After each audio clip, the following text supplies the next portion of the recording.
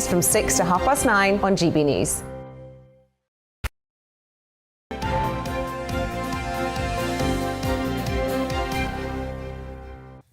Hello there, wherever you are across the country. It is 6 o'clock. It is the 24th of January, which just happens to be my baby brother's birthday. He's a year younger than me. I shouldn't really say because he's a bit sensitive about age.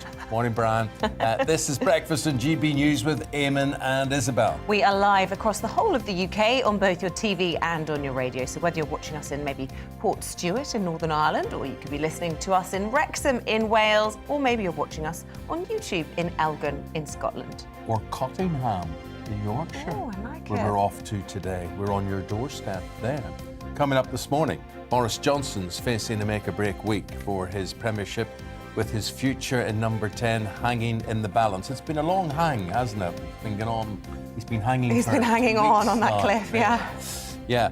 Police officers are interviewed by senior civil servant Sue Gray for her report into Partygate. Your views on this, the latest on this, what do you think? Do you think the Prime Minister will survive? The US orders the relatives of its embassy staff in the Ukraine to leave the country amid heightened fears of a Russian invasion. So what more should the West be doing to stop Russia? It's getting scary, it has to be said, and civil servants say they will continue to work from home. What do you think? Do you have that option open to you? Would you like it? Are you more productive at home or in the office? I would just like to say, come on, there's a lot of people working from home and they're swinging the lead. Your view on this one at GB News or gbviews@gbnews.uk. Please do get in touch.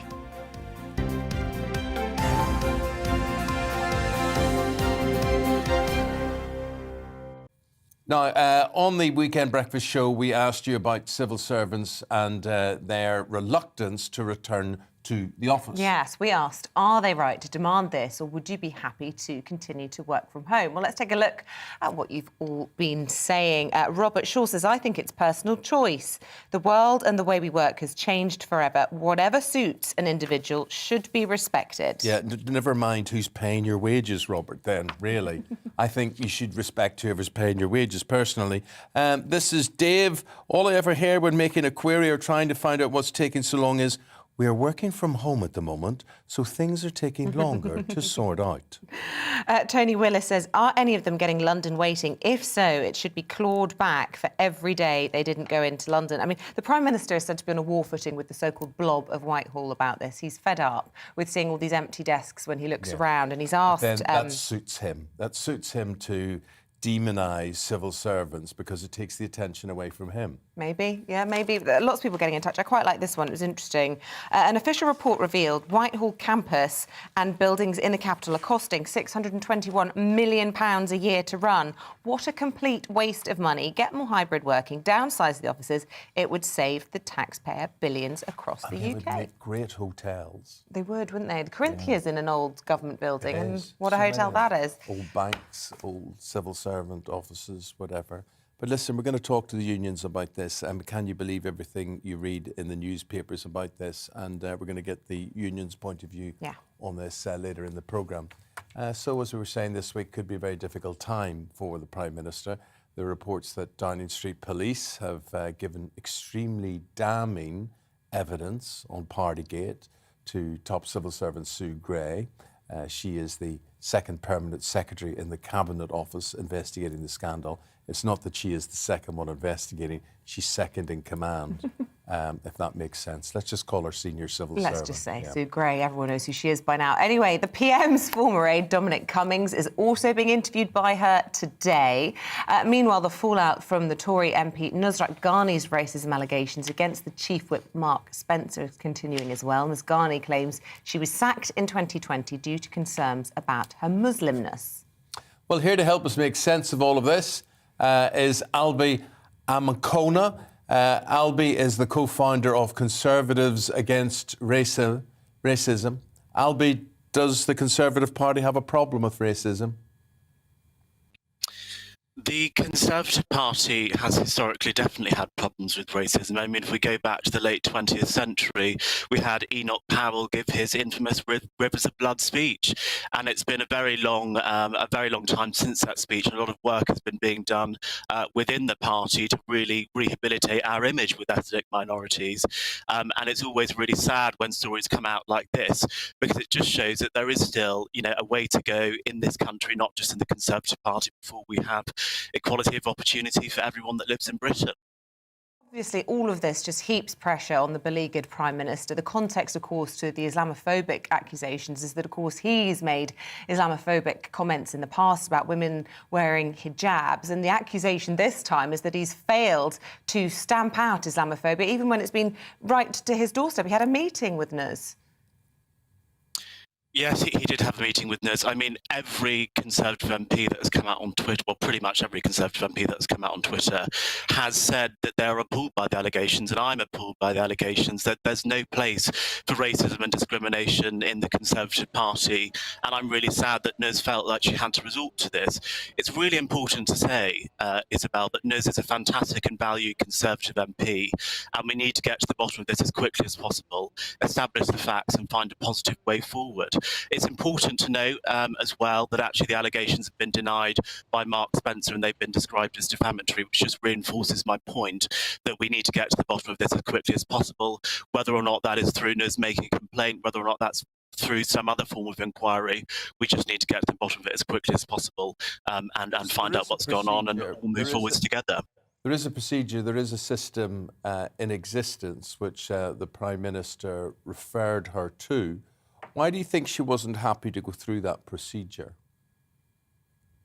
So Nuz actually brought out a statement yesterday after the story broke in the Times, where she basically said in the statement that she felt that the Conservative Party complaints procedure was inappropriate for this particular complaint, because she wasn't sure whether or not the person or persons who said this about her were members of the Conservative Party, and she felt that this was really a complaint of government business.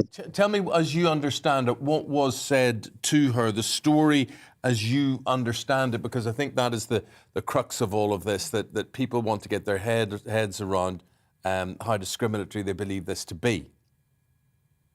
As I understand it, it's alleged that Nuz heard from someone in Number 10 that she was fired from her junior ministerial position in 2010 because there were members of staff who felt uncomfortable, I think this was a quote, with her Muslimness, and that the Conservative Party had no problem with institutional Islamophobia, and that she heard a monologue and she felt this was all very inappropriate, and those are the allegations that she's made against Number 10.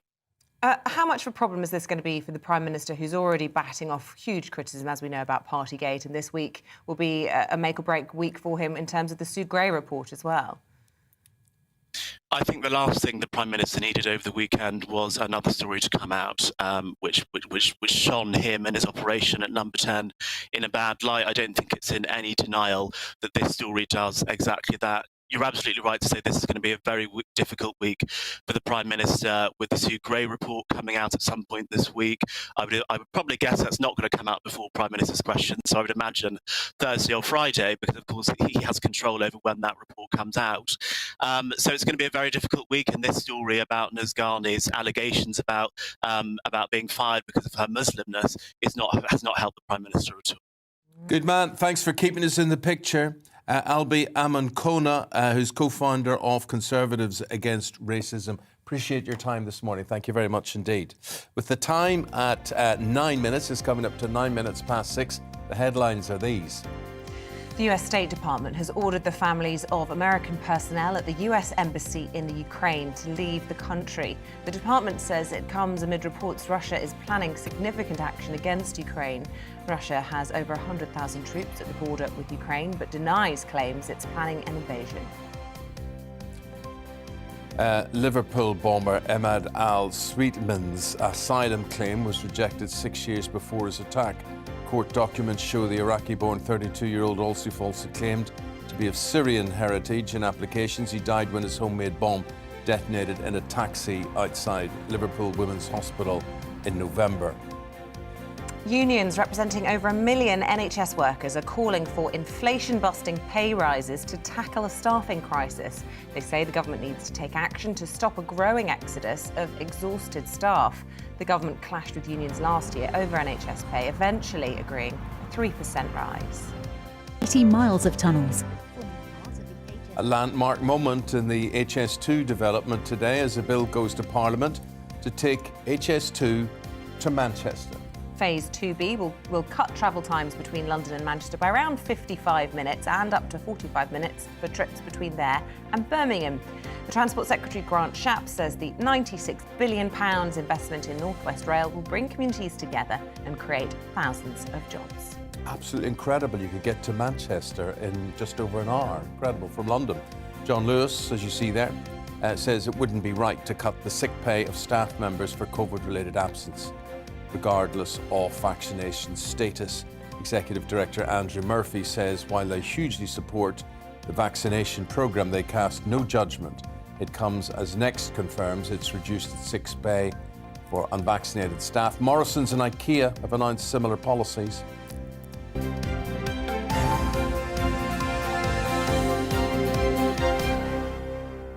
With that, we bring you the newspapers that you will see around the town and country today. On this Monday, we begin with the Telegraph. Yes, it's reporting senior civil servant Sue Gray has interviewed police officers who were present on the day of the Downing Street party. That isn't Sue Gray, that's the Queen, and she's off to Norfolk. Meanwhile, the Eye warns that Boris Johnson faces a week of reckoning. We go to the Mirror. Freezing, they say, after they spoke to a woman whose house is so cold her grandchildren can't visit. The Times warns we may have to contend with record-breaking gas and petrol prices in the event of a Russian invasion in Ukraine.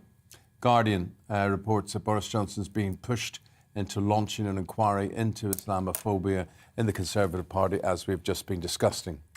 The Mail looks at the cost of living crisis, saying the whole cabinet would back delaying the controversial national insurance hike. Katie Price leads on the Sun there with her facing a possible 5 years in jail over an alleged abusive text to her ex-husband's now fiancé. Yeah, breaching a restraining order there. The Express says Boris Johnson understands major changes are needed to the culture at number 10. Queen's arrived at Sandringham in Norfolk ahead of the 70th anniversary of her father King George VI's death. Her Royal Highness made the trip after spending the festive period at Windsor Castle. She'll be staying at Wood Farm Cottage, a very special place to both Her Majesty and, of course, her late husband, the Duke of Edinburgh. Well, let's bring in Professor Anna Whitelock. She's a historian of monarchy and she joins us now. Very good morning to you. Look, there's a long time since Her Majesty's left Windsor Castle. She's flown by helicopter up to Sandringham. And this is really quite a sad trip, isn't it? Not only was this cottage the beloved final resting place, or indeed favourite place of the Duke of Edinburgh, but it's also the anniversary of her father's death.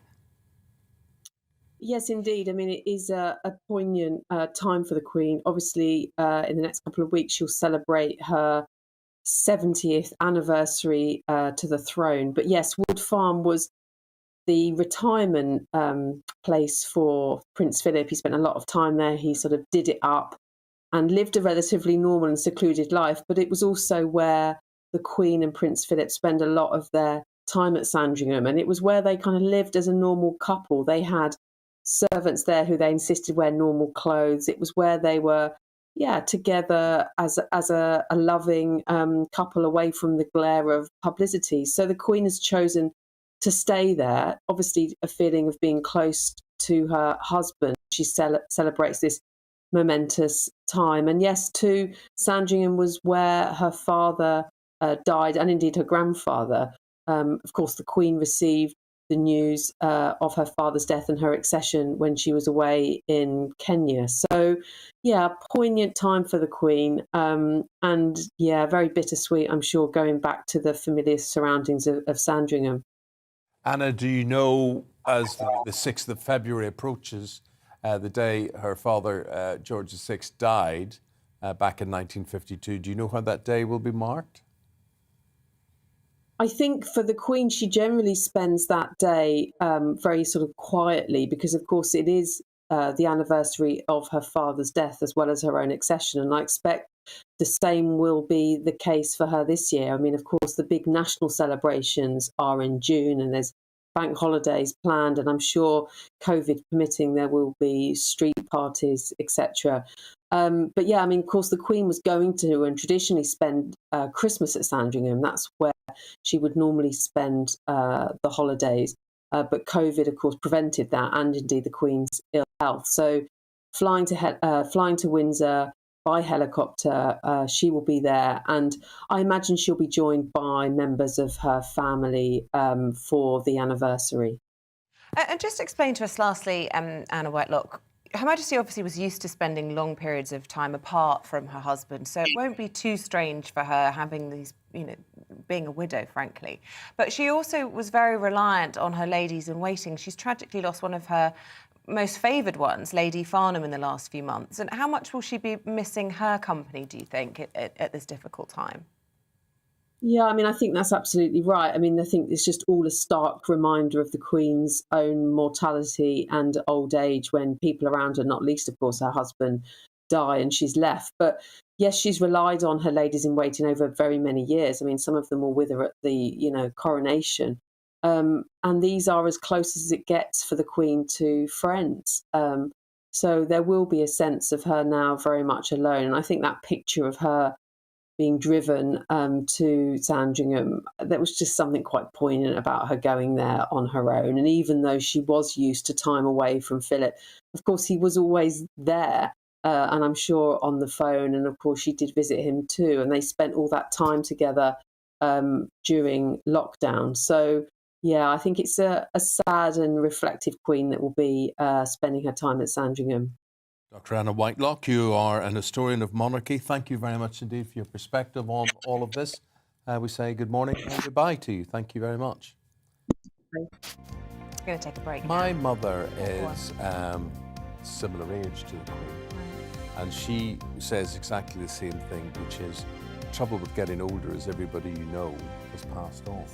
There's nobody. Imagine what that's like for so many people, and that's why television and radio becomes so important to older people, because people who appear regularly on the TV become friends to them. And like your mum, the Queen, luckily, had lots of children and has many grandchildren and great-grandchildren who'll be rallying around her.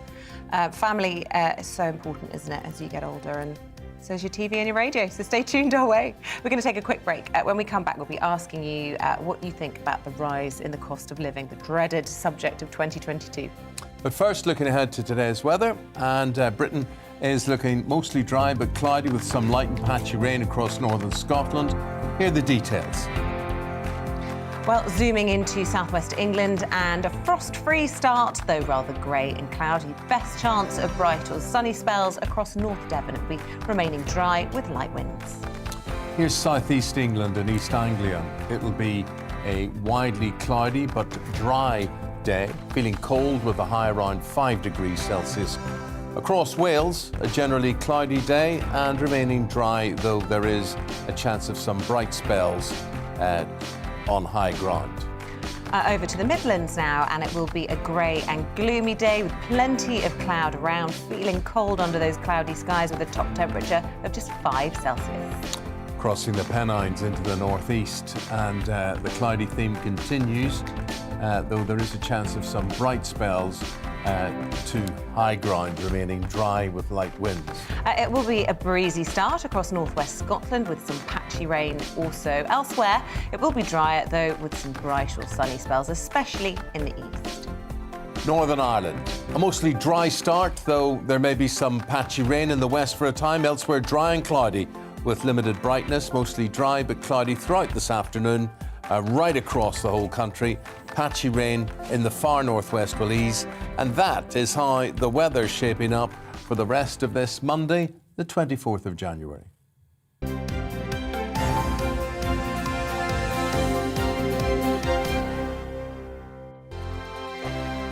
Hello there, I'm Eamonn. And I'm Isabel. And you're watching the GB News digital stream across the United Kingdom. And around the world. If you're here in the UK, you can also watch us on your TV screen. GB News is Freeview Channel 236. On Sky, we're Channel 515. 626 on Virgin Media. Just remember, you might need to retune your TV to watch the channel. Yeah, and if you are doing that, find out more about retuning by going to gbnews.uk.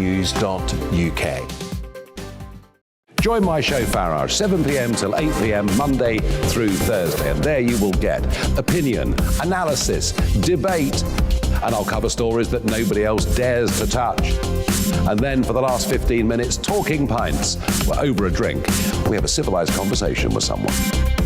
We very often disagree, but we do it in a grown-up way. Come and join me on Farage.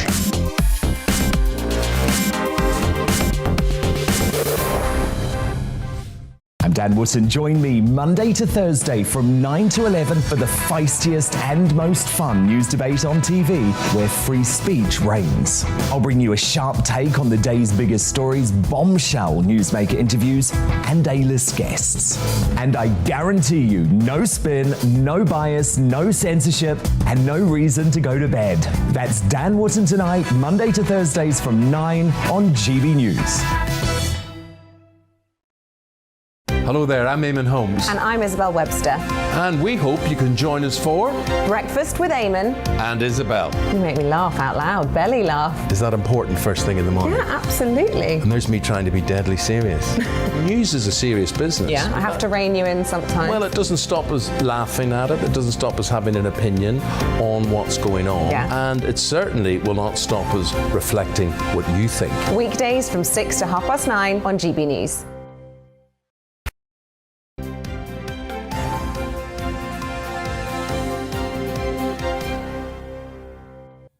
Welcome back at 6:21. This is Breakfast on GB News. We're live on your TV and on your radio this morning. Thank you for your company. Calls to scrap VAT on household bills have grown this week after warnings from charities that average household bills could rise by as much as £300. Some watchdogs are warning that inflation has seen some areas of Britain see their annual energy bills increase by 50% compared to this time last year. Well, of course, here in GB News, we love to get out and about. We love to go around the country, right across the UK, to visit your town or village and what you think about the stories, the big stories of the day. So, our Yorkshire and Humber reporter, Anna Riley, Anna's in Cottingham this morning, and I happen to know, Anna, that Cottingham is the biggest village in England.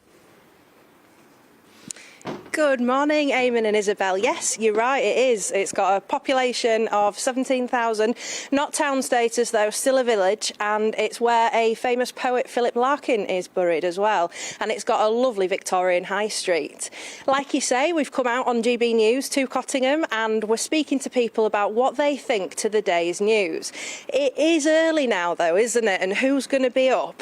I thought the gym will be. People will be out exercising, doing their January New Year's resolutions, getting fit. So we've come to the local gym. We're going to give them a knock on the door and see if anyone's in to speak with us. So let's give them a knock and see if anyone's in. Looks like they've got some excellent results here from these pictures. Good morning, you all right? Good morning. My name's Anna, we're from GB News. Hi. We're out in Cottingham this morning speaking to people about what their take is on the day's news. Not caught you in the middle of a workout, have I? No. Are we all right to pop in and have a word with you? Yeah. Come on in then, let's come on. Oh, it looks great, there's this gym. Thank you. Oh, great equipment. Sorry, what's your name? Tom Cowan. Tom, and you own this place here? Yes, yeah, I've been here for about 5 years now. Great. So the first top story that we're talking about today is the cost of living. So the government are looking to slash VAT potentially on energy bills and other bills to try and help struggling families. How do you think the cost of living crisis will impact you here at this business? I think working with the general public over the last 2 years, especially through lockdown, it's been really, really difficult. And obviously having a personal trainer, beauty, therapy as such is an expensive commodity. So obviously it will impact quite a few businesses. And how do you think you'll be able to survive? Obviously, lockdown must have been a tough thing to get through for you here as well. Yeah, lockdown was really tough. I'm fortunate that I have a really loyal client base. I moved across onto Zoom when we locked down first time, so obviously I had the studio here as such. Couldn't use any of the equipment, so fortunately my clients came across online with me to Zoom. We did a charity day and raised £6,000 for charity, which obviously kept morale really high.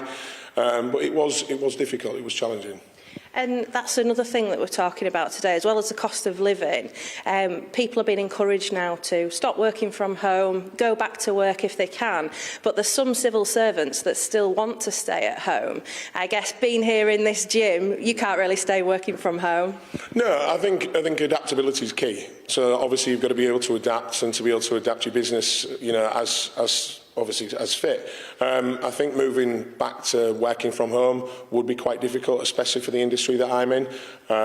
Finding time to kind of get people walking in the studio, there's no better feeling than, you know, somebody coming in of low mood and then walking out feeling much better. And have you seen a lot more people come in? I know it's a lot of people's New Year's resolutions to get fit. January's has been a much better January. We haven't had one for 2 years in the fitness industry, so it's been quite challenging again. But more people seem to be happy to be around people again and go back to some form of normality. So it has been really nice. And as well as those two top stories that we're talking about today, what actually matters to you here?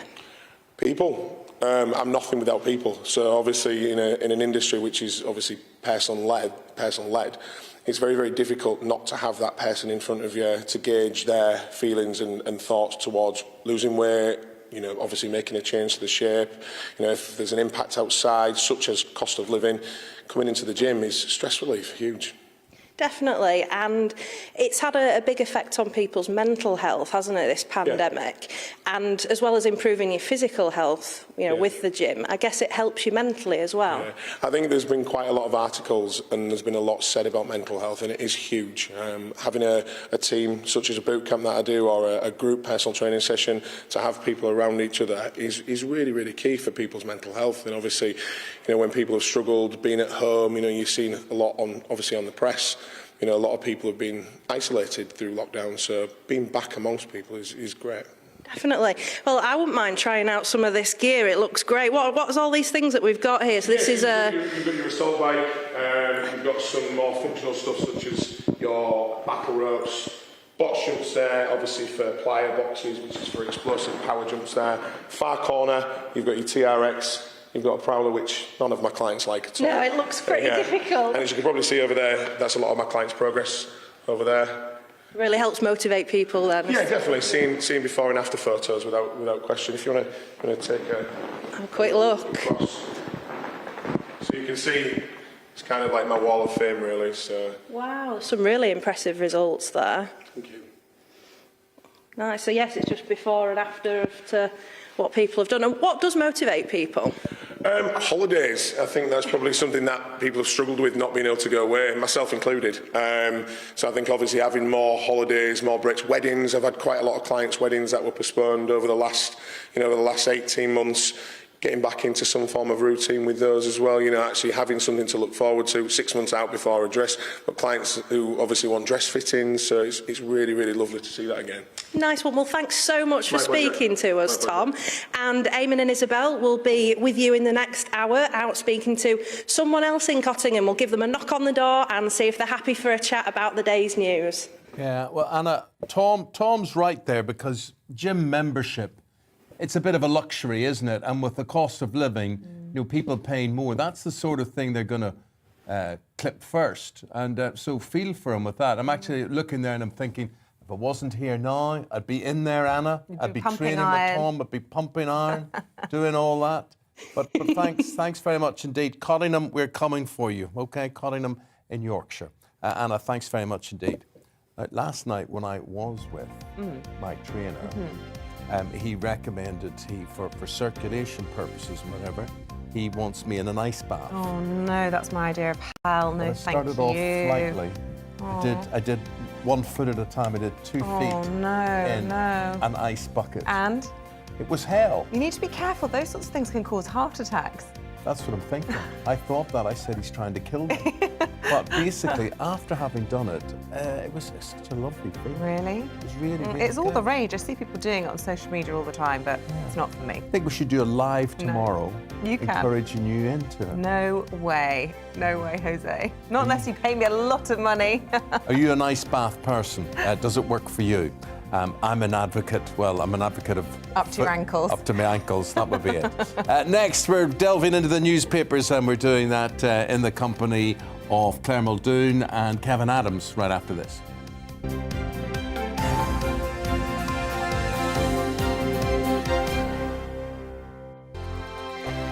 Hello there, I'm Eamonn. And I'm Isabel. And you're watching the GB News digital stream across the United Kingdom. And around the world. If you're here in the UK, you can also watch us on your TV screen. GB News is Freeview channel 236. On Sky, we're channel 515. 626 on Virgin Media. Just remember, you might need to retune your TV to watch the channel. Yeah, and if you are doing that, find out more about retuning by going to gbnews.uk. Join my show Farage, 7 p.m. till 8 p.m. Monday through Thursday. And there you will get opinion, analysis, debate, and I'll cover stories that nobody else dares to touch. And then for the last 15 minutes, talking pints. We're over a drink. We have a civilized conversation with someone. We very often disagree, but we do it in a grown-up way. Come and join me on Farage.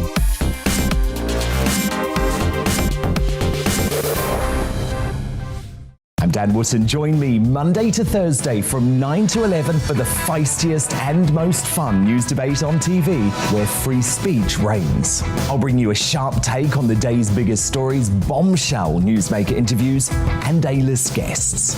And I guarantee you, no spin, no bias, no censorship, and no reason to go to bed. That's Dan Wootton tonight, Monday to Thursdays from 9 on GB News. Hello there, I'm Eamonn Holmes. And I'm Isabel Webster. And we hope you can join us for...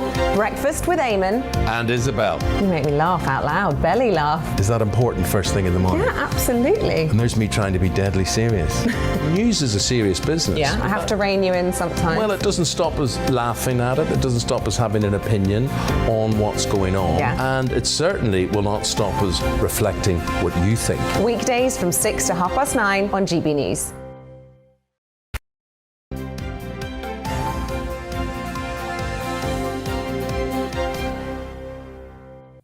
With the time just after 6:30, these are the headlines you're waking up to on this Monday morning. The US State Department has ordered the families of American personnel at the US Embassy in Ukraine to leave the country. The department says it comes amid reports Russia is planning significant action against Ukraine.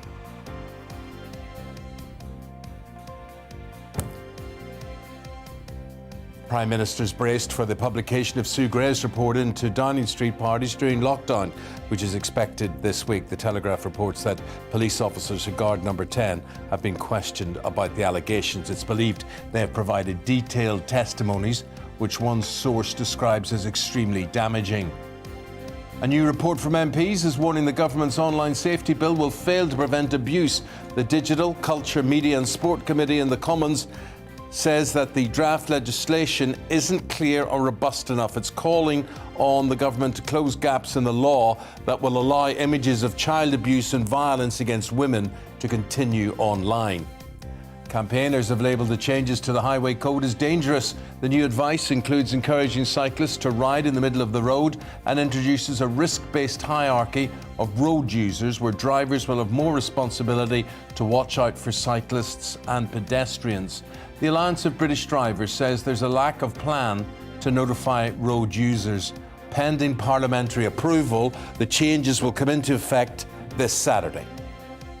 BAFTA has announced TV presenter AJ Odudu will host the red carpet for this year's Film Awards in March. She'll be joined by comedian Tom Allen in welcoming nominees as they arrive at the Royal Albert Hall. Hollywood star Rebel Wilson will be hosting the main event.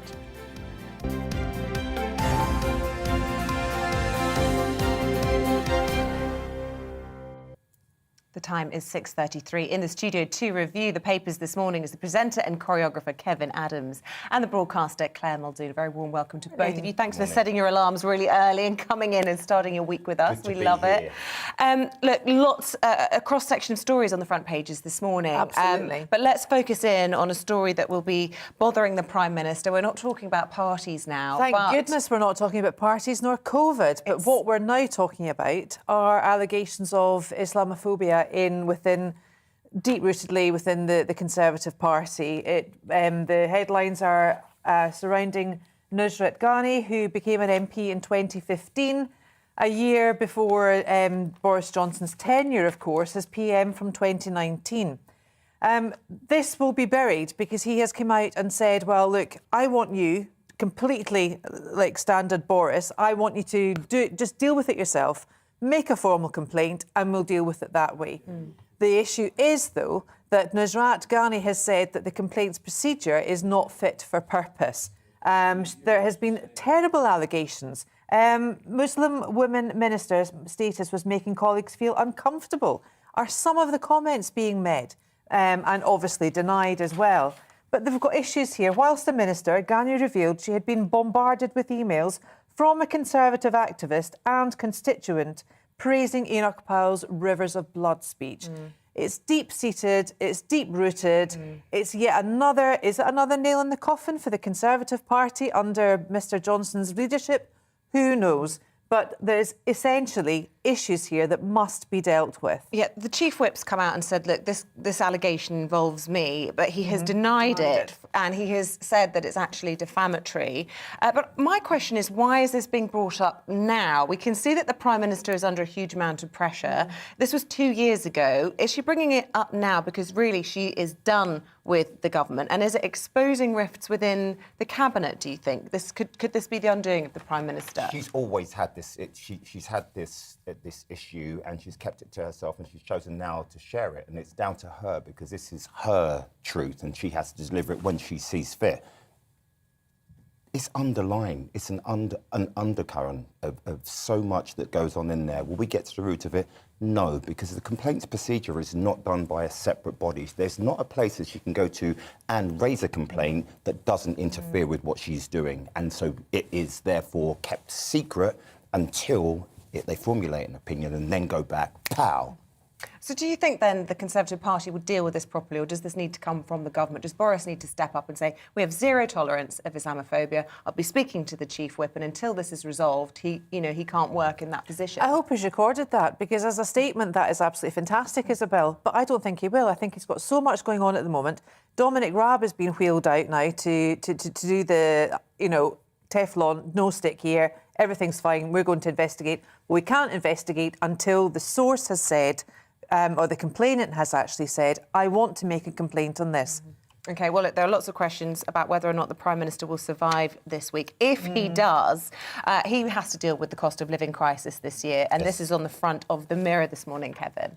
It's sad where, once again, every single winter we come to this point where we cannot actually, you get to a certain age, you reach 65, you're retired, and all of a sudden you're plunged into fuel poverty, and the occasional top-up of the odd £75 is not fit for purpose. In some places we're at temperatures of -7, so therefore we need to help these people. I always think when I get to old age, I want there to be a feeling of comfort, and I should not be cold in my own home.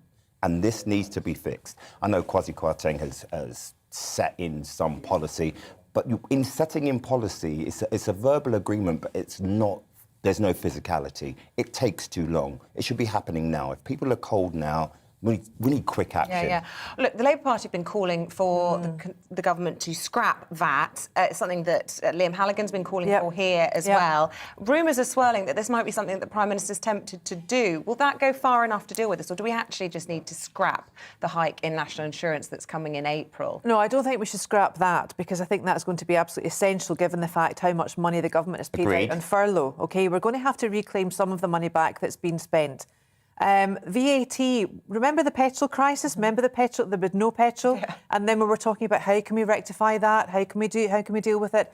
And someone said, actually, in fact, it was the head of, we covered it here during the summer, It was one of the heads of the RAC or the AA said, look, scrap the VAT on fuel, and that will help the consumer, who are the end users. And I think something like that will work, but with the crisis from the Ukraine and Russia coming in now, we're going to have an issue with the actual supply of their fuels.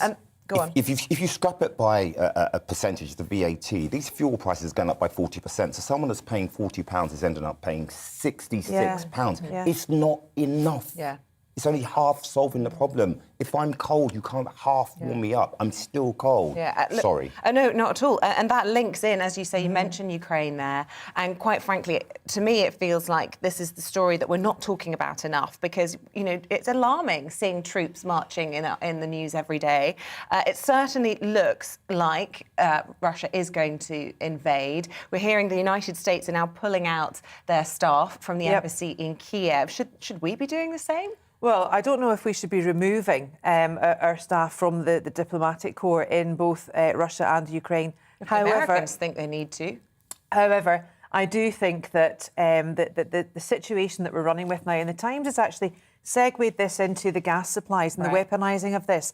The UK, half of our gas supply comes from the North Sea, a third of it comes from pipelines through Norway, and the remainder consists almost entirely of liquid gas that we import.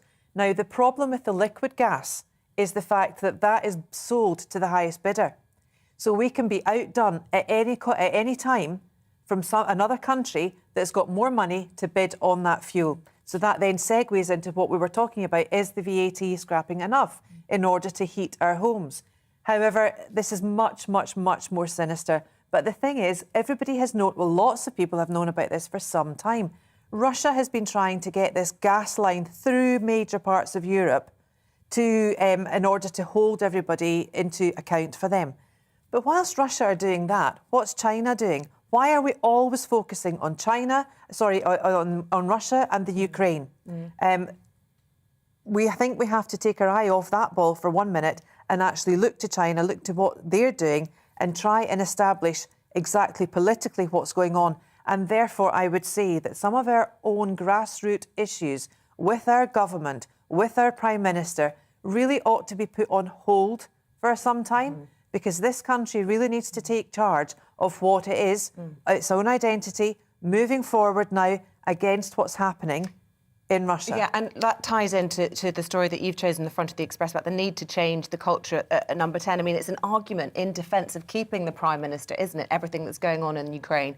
Because if we take our eye off the ball there, if we allow another country to invade another sovereign country, China will be watching. Yes, China will be thinking about Taiwan, and I really do worry about the next few weeks when it comes to the border of Ukraine and Russia. Unfortunately for us, China is already watching, and China is well aware of the infighting. So really, we have to, as a country, say, okay, do we excuse what the Prime Minister's done? Do we excuse it, or do we just focus on the goal? And there is only one person that can focus on the goal, and that's the Prime Minister. If we have another general election, we're losing focus again. So everything that's going on in the world, we are going to be oblivious to.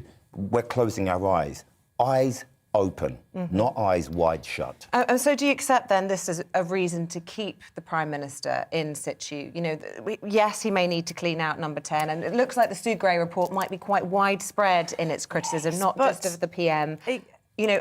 That's exactly what it will be. Unfortunately, I can't sit here as a broadcaster and journalist and say, right, Boris out, bring someone in new. That's not what it's about. This is not what it's about.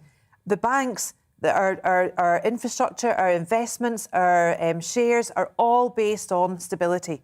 And if we do not have stability, at Number 10, which is our presidential, prime ministerial household, then it's going to go. We've already got the royal family going through crisis. We are absolutely askew with our own government at the moment, with the in-house fighting, with the parties, with everything. There is no political opposition at all to pick up the reins and go for it. We've got two devolved nations wanting out of the UK. Yes. So we need to keep together. We need to keep our eyes wide open, as Kevin has quite rightly said. And we really need to move forward with this. And we shouldn't be shutting down Faslane. We should not be thinking about closing any of our nuclear plants at the moment either, and that's another issue. And just final thought, troops on the ground, should we be sending troops? There's no appetite for it. It doesn't look like we're going to, but do you think that's the right decision? I think that's the right decision. We don't need troops on the ground. I think that really we need to be at the ready, as we always are, for emergency, but troops on the ground serve no purpose. Fix your own problems at home before you move outside of your home. We need to be ready, yes, ready, but there's too much stuff happening here, needs fixing. The terms of warfare has changed now anyway. We're not feet on the ground now. This is all technologically brought with aircraft, submarines, ships. OK, well, it's troubled times ahead, that's for sure. Indeed. Kevin Adams, Agreed. Claire Muldoon, thank you very much. Nearly 6:45. You're watching and listening to Breakfast here on GB News with Eamonn and Isabel. The race is on for employers in engineering, manufacturing and business management to find the talent that they need. With hundreds of academy vacancies, there are concerns some industries will struggle to ever replenish their workforce. Northern Ireland reporter Dougie Beattie has more on this. The road between Coal Island and Dungannon is covered with engineering companies, all in great shape, but a lack of skilled labour is a real problem. Demand for our products is higher than it's ever been. Our order book is healthier now than it has been since the year 2000, but we simply cannot grow because there's a shortage in the local labour pool. Eastern Europeans who once worked here have left, and business points to the lack of skills and is working with government to address them. The products that we export are made up of raw materials such as steel and bought-in components like engines, control panels, etc. But the most important ingredient in that mix are the human resources, the people that put the machines together, and that is in short supply, and that is stunting the growth and the export potential of manufacturers in this region. So as a collaborative network, we're working with government to try and get policy changed so people that shouldn't be going to university aren't being encouraged to do so, and there's not a lot else we can do apart from encourage people to come in from other sectors and other industries into our sector, which is growing and offers huge potential for any new employee coming into this industry. Ministers in Stormont say they are listening and have launched assured academies that will point out the benefits of suitable careers. It's key that young people know the jobs and the opportunities that are available to them. That's why I've recently launched a review of careers in Northern Ireland so that we can make sure that young people, that parents and that schools know the opportunities that exist, and that young people then have the appropriate training and know the pathways that are open to them. We don't need everybody to go to university. We need to understand where the opportunities lie and make sure that the training is there for them. That's why it's so important that we partner together as a government with further and higher education and with the employers as well. And they have been successful. In fact, we have had investors come into Northern Ireland that have reinvested because they see the Assured Skills Academies as a great way of ensuring that we have that talent pipeline of skills that they require. Businesses are more in favour of a joint approach, with the majority of training being on site, and therefore giving a more realistic outlook to any new recruits. That's an option that every company looks at, and most companies are training their own people, and parallel to that there's the government, local colleges and schools that are training also. So it's not like one size fits all. We need both systems, but we need improvement. We actually need it, and with regard to the education system itself, we need to hit the reset button. Manufacturing has been marked as a key sector, and government is pushing for growth in this area. But they do admit academies, although useful, are not a long-term fix. Well, look, we still do have a significant manufacturing base here in Northern Ireland. Maybe not what it once was, but it still is there, it's still significant. But ultimately, we need to make sure that our young people have the skills that are necessary for the economy that we're in today. And especially in advanced manufacturing, it's one of our key sectors that we're targeting and that we want to see grow. Assured Skills Academies have a role to play right now, but in the longer term, we need to make sure that we have this right skills strategy in place. Manufacturing is the one thing that can lift our economies out of the state of recession. But raw materials, including labour, need to be the right type and at the right cost. Dougie Beattie, GB News, Coal Island. Thank you, Dougie. This is something we talked about in the programme last week and we want to develop a bit. We're talking about the effects of COVID, and for many of you who have contracted it over the last few months, our sense of smell was temporarily, or in some cases, permanently affected. This happened to me. Did you know that? Yeah. Yeah, I got it in March 2020 and I couldn't smell until I got my first vaccine, and then it kicked back in. So how long was that? Months. 14 months. Yeah, and I was really worried it was gone forever, and I'm one of those people that I'm a bit deaf, but I love my sense of smell. I really enjoy things like fabric conditioner and the smell of spring. But also, we'd be out in the streets. Fabric conditioner. Don't you just love a fabric conditioner? I'd be out on the streets with the kids, and they'd be like, "Oh, mummy, bin lorry," and I'd be like, "Really?" And that was quite disconcerting. You couldn't smell the bad things as well. You didn't know to hold your breath. Anyway, it was and no one debilitating. told you about that body odour or anything. No, none of that. I had no complaints of that nature. I'm pleased to report. Last week on the show, we were talking to some people suffering of this, distorted smells, hypersensitivity to smells, or no smell at all, as in Isabel's case. Now, we've got with us today people to talk about this. Tom Lawton, whose sense of smell was affected, and then beside him, Professor Carl Philpott of the charity Fifth Sense, and Ruth Sullivan there as well, who hasn't been able to smell for years. So, Ruth, why you're interesting really is this was pre-COVID. Yes, absolutely. I first started to realise that my sense of smell was disappearing in the late 90s, but it could have been happening much longer before that. I just didn't even realise that it was a thing that could happen. I just made excuses for it, you know. I couldn't smell the roses because they were grown in a greenhouse or something. You know, I didn't really understand what was happening. Well, Professor, we're associating all of this with COVID, of course. Ruth's story predates COVID. Why would that have been happening to her, and how common would her condition be? Well, loss of smell is a very common condition. We think it affects about 5% of the population. And if you look at all types of smell disturbances, perhaps as many as 1 in 5 of the population. And certainly over the age of 65, we see increasing rates of smell loss as people age, and we see conditions like Parkinson's and Alzheimer's start to have effect on the sense of smell. So there are a range of conditions that can cause these problems, but sinus disease is the most common one. OK, let's bring in Tom, because you suffer from partial loss of smell, and you're also a member of Fifth Sense. Just tell us a little bit about how that works then with the sort of partial sense. It's quite often I have to go into an analogy to think about how to explain it, because we really lack a lot of words and language to talk about sense of smell. And you maybe had this in your 14 months, and I'm really glad to hear that it came back for you. I know how tough and worrying that must have been for that time. We have to think about, what if it was a sense of hearing? We can talk about partial hearing. We know what that is, that there's certain sounds we can't pick up. Or if somebody was partially sighted, we know that there were bits and areas of their sight which would be affected. And it's very similar for sense of smell, which is there are certain smells which underneath the threshold, there are certain smells which I receive probably quite normally, but it's not a complete picture in the way that it was.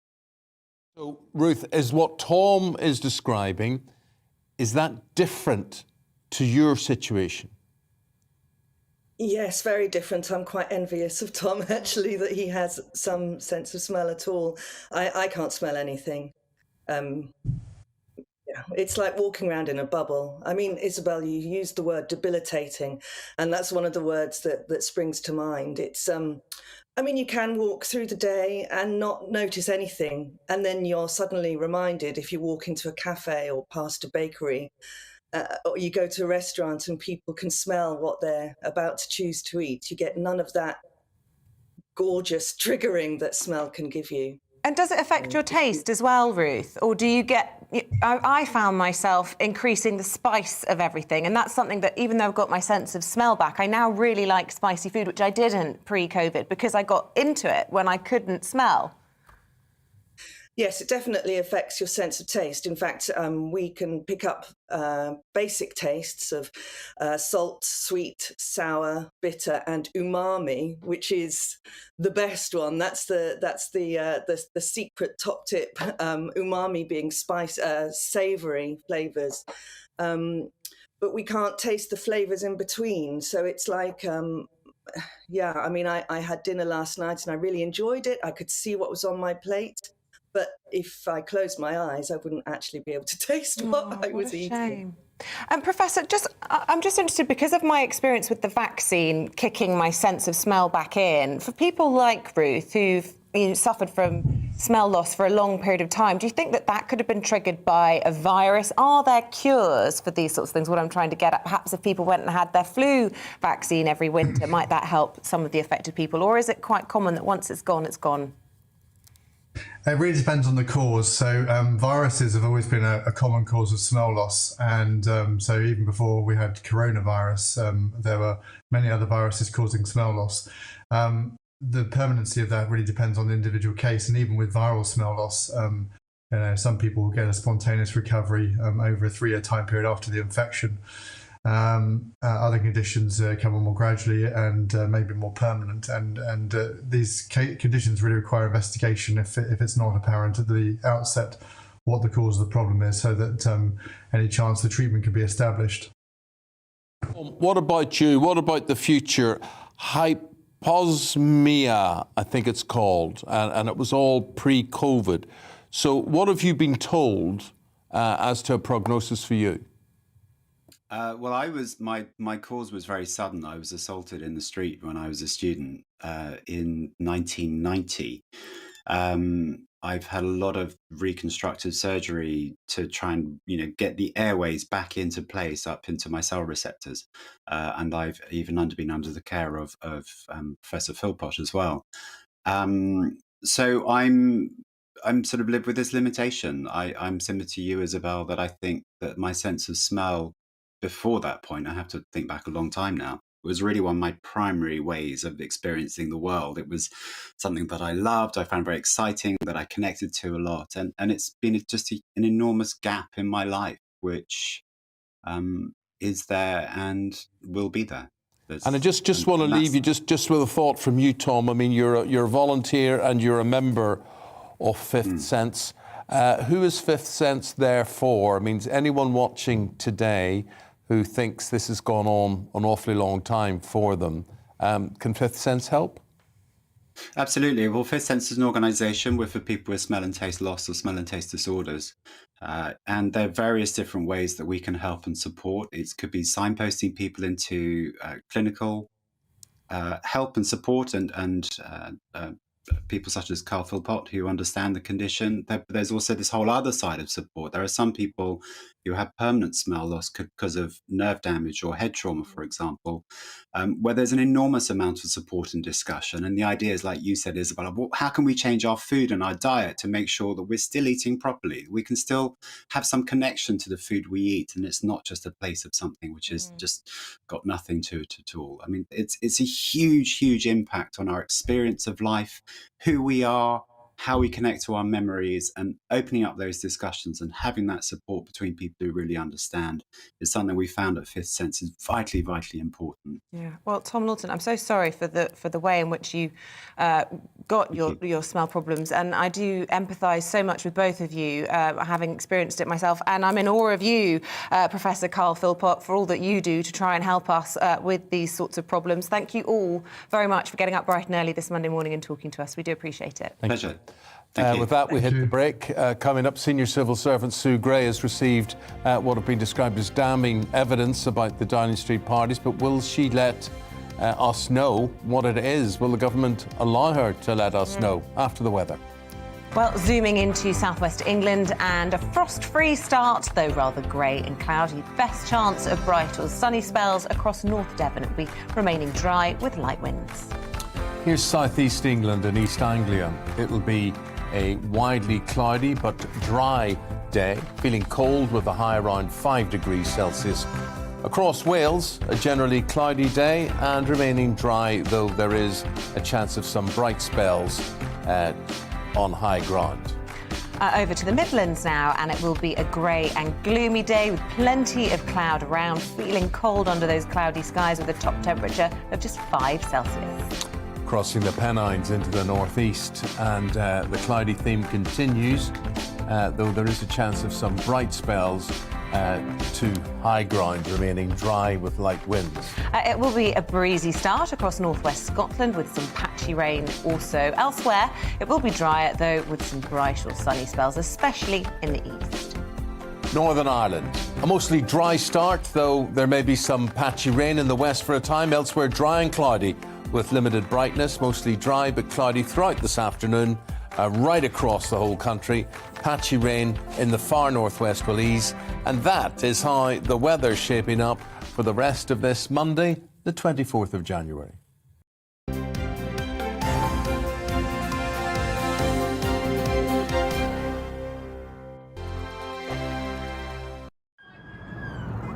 Two arresting officers.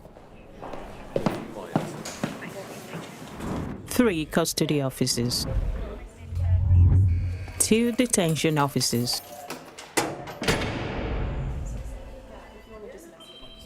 And me, PC Giver, who helped a woman speak up and end years of violent abuse. Be one of 20,000 new officers. Be part of the team. Be the difference.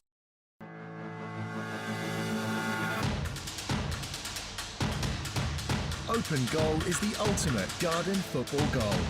It stops balls going over and rebounds missed shots. As seen on Dragon's Den and a winner at the ISPO Awards 2019. It's a goal, backstop and rebounder all in one. They think it's gone over. It hasn't now.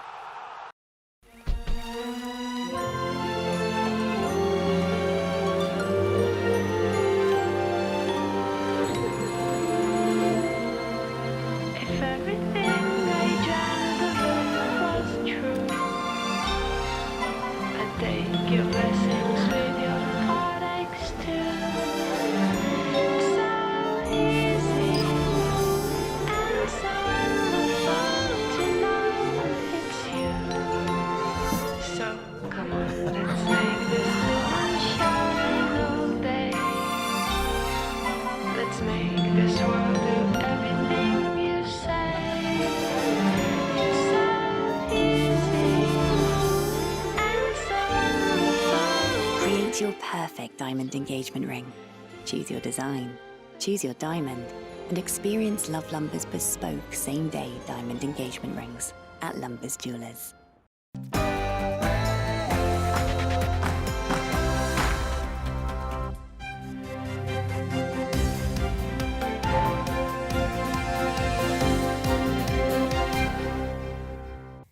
A very good morning to you. It is 7 o'clock on Monday, the 24th of January. This is Breakfast on GB News with Eamonn and Isabel. Wherever you're watching or listening, you're very welcome. We're live across the whole of the UK. Just a reminder, on both your television and your radio. So wherever that may be across the whole country, let us know where you're watching from. Get in touch at GB News. Our top stories this morning. The US orders the relatives of its embassy staff in Ukraine to leave the country amid heightened fears of a Russian invasion. What more should the West be doing to stop Russia? From one bad week to another, as well as the Partygate report, the Prime Minister now faces allegations of Islamophobia in the Conservative Party. We're going to be talking to the Education Secretary about how Boris Johnson can put this behind him. And our Yorkshire and Humber reporter Anna Riley is on your doorstep this morning. She's in Cottingham, finding out what matters to you. And you can join in any of the discussions. I thought we were going to see Anna there. Aww. Just teeing me up nicely. I thought, let's have a little look at Cottingham.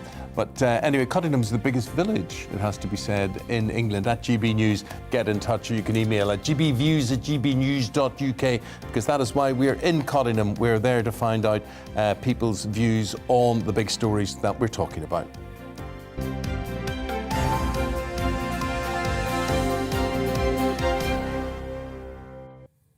It's 7:03. Our top story this hour. The US has ordered the families of its embassy staff in Ukraine to leave the country as tension between Russia and Kiev mounts. An advisory note from the State Department said there are reports Russia is planning significant military action against Ukraine as an estimated 100,000 Russian troops have moved to the border. Russia has denied the claims that it's planning to invade, but we're asking if they can be trusted. Well, the former head of the army, Lord Richard Dannett, has told GBNews the West needs to work out what Putin's objective is. We have to remember that scrape him to the core and you find an unreconstructed KGB colonel whose beloved Warsaw Pact and Soviet Union was destroyed by the cohesion of the West in 1989 when the Berlin Wall came down. And what he would like to achieve more than anything else is to sow discord and doubt amongst the minds of NATO members and break up that cohesion of NATO. The military perspective there from Sir Richard Dannett. In the next hour, we're going to be speaking to Major General Tim Cross. Major General Cross is the most senior British officer in charge of rebuilding Iraq, or indeed he was, and he's going to give us his thoughts on what is going on as regards the strategy employed by Russia and indeed America's response. Up next, a big problem for the Conservative Party after the Tory MP Nusrat Ghani was sacked as a Transport Minister in a mini reshuffle early in 2020. Over the weekend, she's given an interview to the Sunday Times alleging she was told that her Muslimness was raised as an issue by the Chief Whip at reshuffle meetings as her faith was making colleagues, and I quote, feel uncomfortable. Well, that led to her sacking. Chief Whip Mark Spencer identified himself as the person Ms Ghani was making the claims about, but he said the accusations were completely false and defamatory. Joining us now, Rajda Hamid. Rajda Hamid is a solicitor and human rights activist. Rajda Hamid, will these allegations be followed now by an investigation? We believe there is a procedure in place which, as to yet, hasn't been followed by Ms Ghani. Why not? Why do you think not? Good morning, Eamonn. Thank you for having me on this morning. Yeah, we have an extremely serious situation in front of us for her Muslimness to be questioned. What the government should be doing at the bare minimum is holding an independent investigation into what's going on. Now, I believe Naz Ghani did go over to Boris Johnson after these comments were made to her, and he's advised her he can't help her until she puts a formal complaint in. But she felt that the formal complaint procedure within the Conservative Party wasn't the right thing to do because what happened was on government business. So these allegations have to have an independent inquiry done on the actual questions and the facts as to what's happened and the legality as to what's happened. There needs to be an urgent investigation, and this cannot be left for another civil service inquiry. And if the allegations are true, and she's been subjected to gross discriminatory behaviour. So what the Tory government at the minimum should be doing is holding an independent independent investigation as to what's happened. Because not only should Islamophobia and racial discrimination be rooted out from the Conservative Party if these allegations are true, it will also hold their credibility at stake. And they must demonstrate a zero tolerance for discrimination and prove that religious minorities are respected regardless of their faith. So this is a huge... Yeah, go on. Sorry.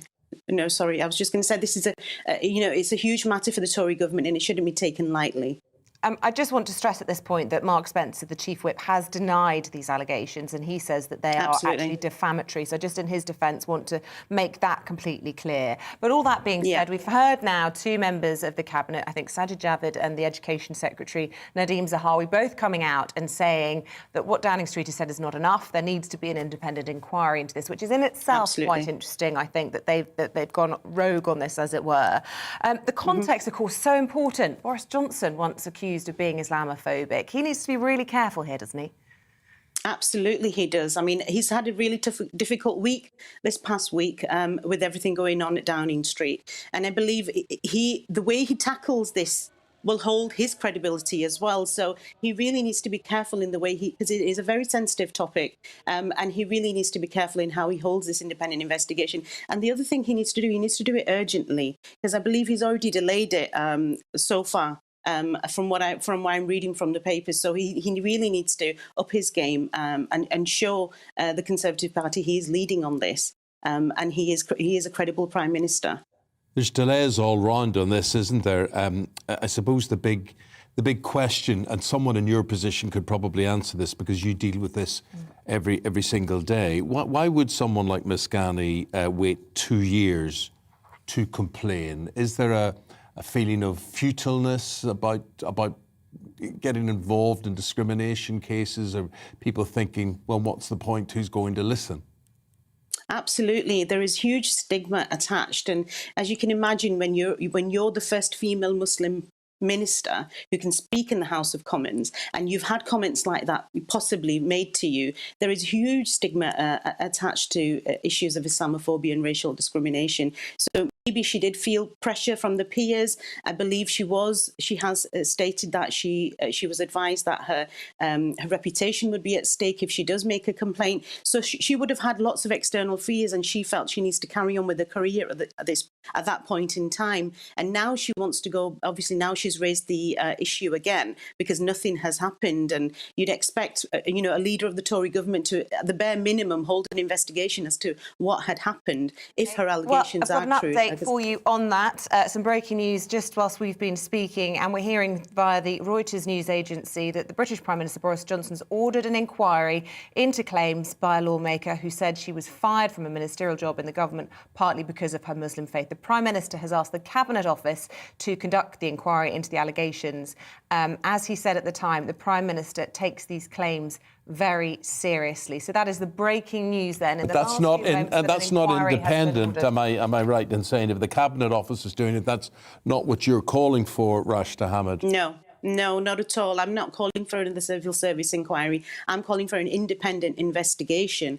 I believe everything should be thoroughly investigated as to what happened and why the whip has so much power to make comments of that nature if he did. And they're also under a lot of scrutiny at the moment, so that isn't what we're calling for. I kind of had an idea that it would go down that way, but they really need to hold an independent investigation, not an inquiry.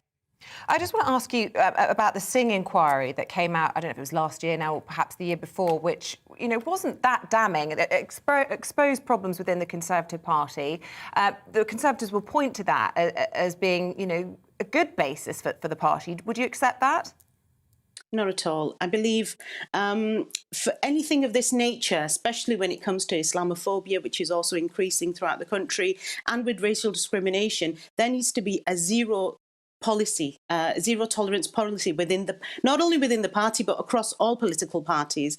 And just holding an inquiry, they'll initiate the inquiry and nothing really will be made of that. But if they hold an independent investigation, they'll be looking into the matters with much more detail. So zero tolerance policy needs to be implemented straight away. And if they don't hold this independent investigation, then not only will they be hurting 3 million Muslims across the country, but all ethnic minority groups will be looking at the credibility of this current government. So Boris Johnson really needs to take this matter more seriously. And we are asking for an independent investigation, not for another inquiry. Rashida Hamid, really appreciate that. Rashida Hamid is a solicitor and a human rights activist. Thank you very much indeed. 12 minutes past the hour of 7 on radio and TV. This is GB Breakfast with Eamonn and Isabel.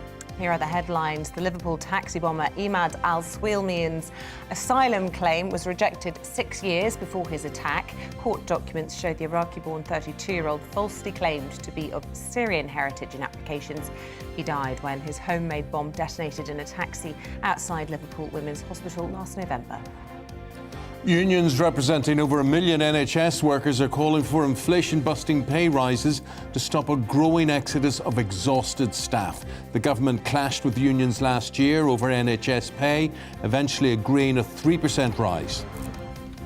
A landmark moment in the HS2 development today as a bill goes to Parliament to take HS2 to Manchester. Phase 2B will cut travel times between Manchester and Manchester by around 55 minutes and up to 45 minutes for trips between there and Birmingham.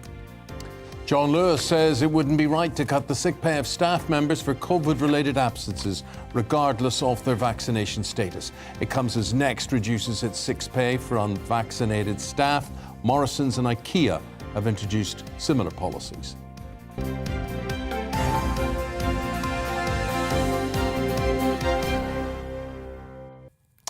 Senior civil servant Sue Gray has been presented with damning evidence, it is said, about the Partygate scandal by Downing Street Police.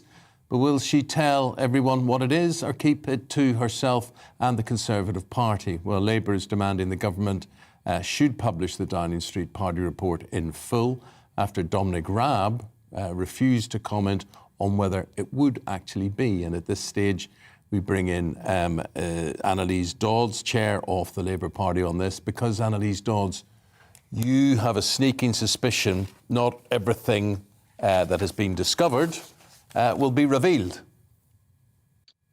Well, we're concerned that we might not see transparency around this report as the public expects. We've called for this report to be published so that the public can actually see what's in it. But let's also be clear, this was always an internal probe. It was a probe where the conduct of ministers, for example, was explicitly excluded from the beginning. That's a decision that was taken by the Prime Minister. So this is not necessarily the completely open, transparent revelation of all behaviour that's needed. But quite frankly, the Prime Minister himself could have set the record straight without needing even this internal probe if he just said what he did and where he was. I think most people watching this don't need a huge investigation in order to reveal what they were doing during that first lockdown. They can remember themselves, and quite frankly, I'm sure the Prime Minister can as well. I suppose you could make the same criticism then of his handling of these allegations into racism. In the last few moments, we've heard that the Prime Minister has ordered a Cabinet Office inquiry into Nusrat Ghani's allegations that she was dismissed from the Cabinet because of her Muslimness. What do you make of that? Well, I agree with what you just said. I actually think this is a case where we need to have transparency from the Prime Minister about what took place. Apparently, he did discuss this case with Nusrat Ghani, who has stated that she was informed. Part of the reason for her being dismissed was her Muslim faith, her Muslimness, as she put it. We just need the Prime Minister to be open about this. What took place there? Is he going to act on the Singh report, which was a big report into Islamophobia in the Conservative Party that came out in 2021? We seem to have had very little action in relation to that report. And when overall is his government going to start taking Islamophobia seriously? We've seen Islamophobic hate crimes really disturbingly increasing substantially over recent months. We need a government that gets a grip on this, just as on everything else. And of course, this is a government in chaos that seems to be incapable of taking decisions, not least also over the cost of living crisis, as Labour has repeatedly highlighted.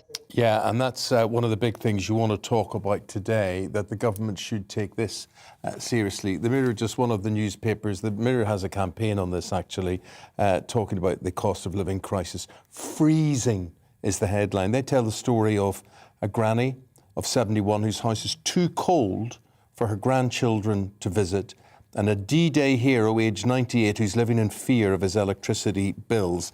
I mean, this is real. And this week, Annalise Dodds, what do you want the government to do about this? Well, we believe there are simple steps that the Conservatives could take right now. We've already asked them to support those steps and they decided not to support them previously, but we've got time this week in Parliament the Conservatives could use. What do they need to do? Number one, they need to get the funds together in the first place. So we've said they need to impose a windfall tax, a one-off tax on the profits of oil and gas companies. They've been reporting record incomes recently, so they should use some of that to support people with their bills. We also want the government to use some of the extra money from VAT that's coming in. If they put those two sources of funding together, what they can do is get people's bills down. We've calculated they could reduce the average household's bills by about £200 if they used that funding to help people, and they could help the most struggling people, particularly pensioners, as you mentioned, by £600 off their bills overall, so an extra £400. We've set that out. It's simple to do. It's quick to do.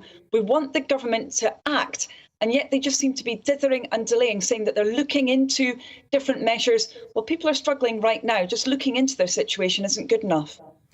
And I have to ask you, because this all ties into it, and of course, alarming situation developing on the border with Ukraine. How worried are you by what you're seeing there, and how much do you think this could feed in to the cost of living crisis that we're facing in the UK?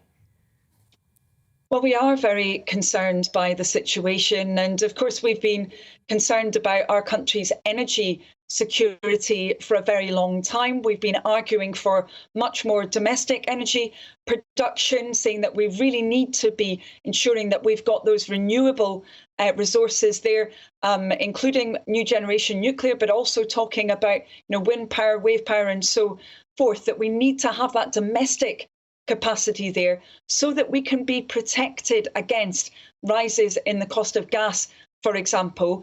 We've not seen action being taken in our country over the last 10 years like we've seen in other nations, which have become less dependent on imports very often of energy. So I am concerned that this could worsen the situation if we see more instability that could be impacting on energy. Well, you know how to solve this, don't you? Frack. Well, I have to say most analysts wouldn't suggest that that is the solution. They would be pointing to, for example, the success that we've had in offshore wind, saying that we need to be doubling down on that, but also, as I say, providing some base load through that nuclear power as well, doing it in a way that ensures that it's good value for taxpayers. But I think that's what most experts would be pointing to. But it's all long term. None of this solves anything in the short term. And really, I'm advocating one of the things you want to talk about today, and forgotten people, poverty amongst the disabled. I mean, we can all talk about wind farms and sea energy and all sorts of things, but if we need to get this stuff done, what is a real and practical solution to, to help the granny I'm talking about, the 98-year-old D-Day hero I'm talking about, the disabled people who are unduly penalised because of their conditions in this situation?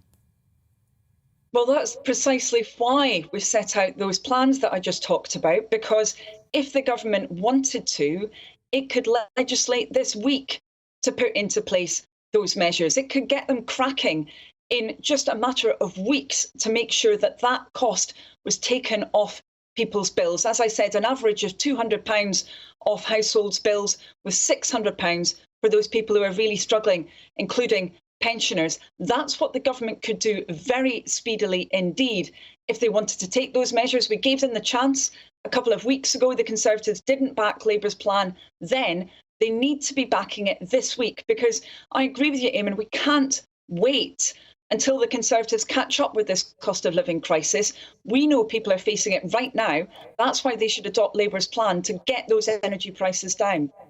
Annalise Dodds, Chair of the Labour Party, thank you for your time this morning. Annalise, I should say, we're very grumpy talking to... Sorry, I'm talking to Annalise. Is she there? Oh, what happens in this? Can we speak to Annalise? No. Annalise, there she is. Thank you, Annalise. Annalise, I was just saying, we're particularly grumpy talking to you today because it is freezing in this studio. Trust me, I'm colder than you. But it's funny, it's like one of those cinemas you go into, you get this 4D experience. It's like you're there, you're talking about energy problems and how cold it is and how people can't meet the fuel bills. And it just makes it more real, doesn't it? Yeah, Sitting here freezing. Yeah. So I hope you're nice and warm where you are.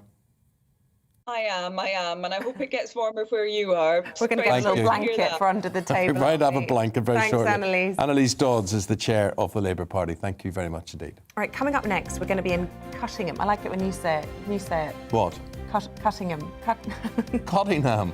Cottingham. I love like Nottingham. Nottingham. We'll be there after the break. See you in a moment.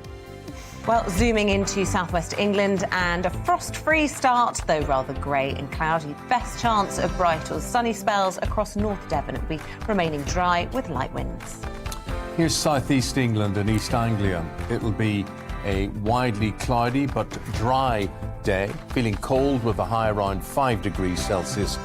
Across Wales, a generally cloudy day and remaining dry, though there is a chance of some bright spells on high ground.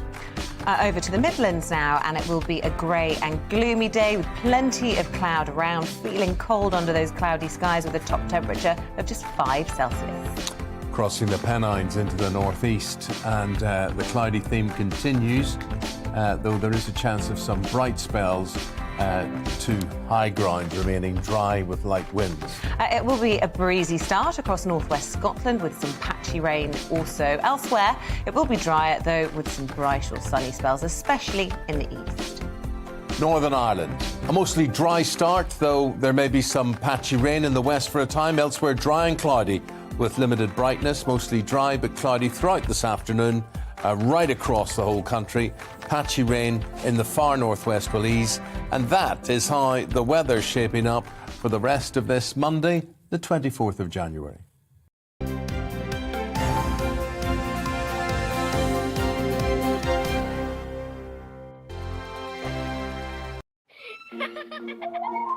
Key is here to answer all your questions on equity release. Which plan, for instance, is right for you?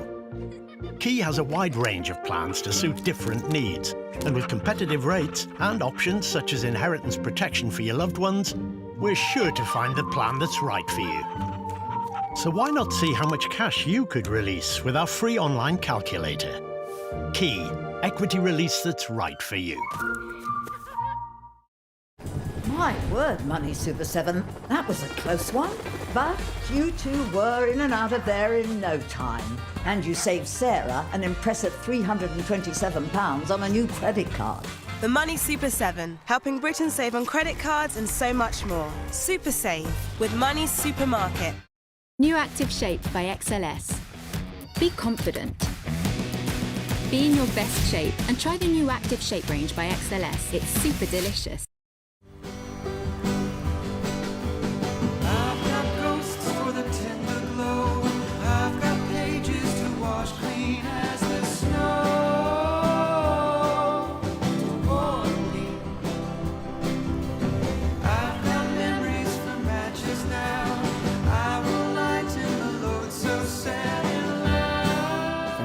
To duvets.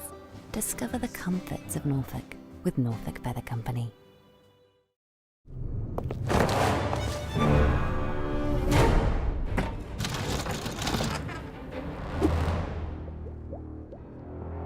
You! Are you male? Male. Female? Male. Prefer not to say. Male. Your income? Under £40,000? I'd prefer not to say. Are the trees in your garden taller than 33'7"? I don't know. Don't torture yourself with home insurance. Just hoot.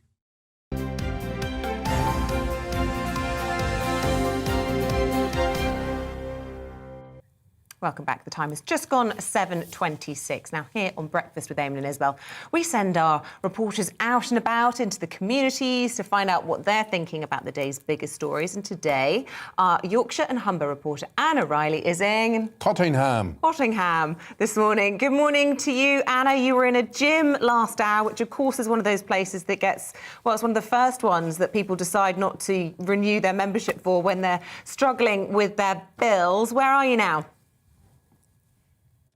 Hello again, Isabel and Eamonn. Yeah, so we've moved on further into the town now, and we've seen that there is a shop open just here. There's a light on. It does say that they're closed, but let's give them a knock and see if they'll have a word with us. Oh, you can see, looks like he's looking at his stationery there. Let's see if he'll let us in. And then we're going to be speaking to him about what he thinks to the day's news. Like you mentioned, the rising costs of bills, the government looking to, you know, not scrap VAT, but reduce VAT. Good morning. You're right there. Hello. My name's Anna. I'm from GBNews. We're just out and about in... Hello. I wasn't expecting...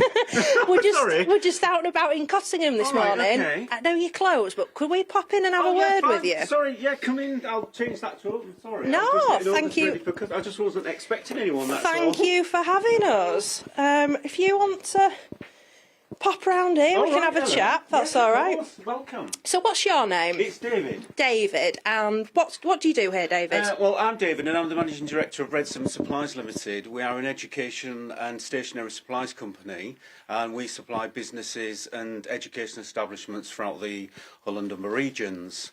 And we also do birthdays and gifts, etc. as well, which this is our retail outlet. So here we are. Here we are. Well, what we're talking about this morning is the rising cost of living. It's something that's affecting everyone, and what the government may potentially be doing to help people. Right. How has it affected you? Is that as a business? As a business and personally? Well, both personally and business. As a business, we're facing increased fuel costs for our delivery vehicles, which is diesel. That's, again, it's risen this morning. It's £1.51.9 per litre, which is very expensive. And again, obviously, we have lighting, etc. And again, energy prices have gone through the roof. We've been affected because our supply went into liquidation, so we've been handed over to another one. So at the moment, this building is on an emergency tariff, which is very expensive for a small business like myself. So I think the government needs to do something about the energy at least. Definitely. And with COVID as well, it must just be another struggle for small businesses like you, just really getting back on your feet, and now you're seeing an increase in bills. Well, we're not getting back on our feet at all, because obviously we've had a year where we've not had to have people in the shop or anything, so obviously that's going to take time to recover. And for us, I predicted it's going to take at least, well, it could take up to 5 years for us to recover, because at the moment there's still a lot of people not coming out with COVID. We're in a village where we've got a lot of people who are elderly and vulnerable, so we're not getting footfall through the door, no money in the till. We've still got our bills to pay, and obviously we're struggling to do that at the moment. And what matters to you? What do you think should be happening? Well, I think the government should maybe do a bit more, offer a few more grants to small businesses, support small business. I mean, obviously, we're affected by a lot of the online giants because I can't compete on price. Obviously, they can buy thousands of units, we can't. So obviously, my prices have to be competitive, otherwise people don't come. So I find myself having to lower my prices all the time, so I've got less profit and obviously less money in the till. Yeah, and with stationery as well, like you mentioned online, I believe there's an Amazon warehouse near here.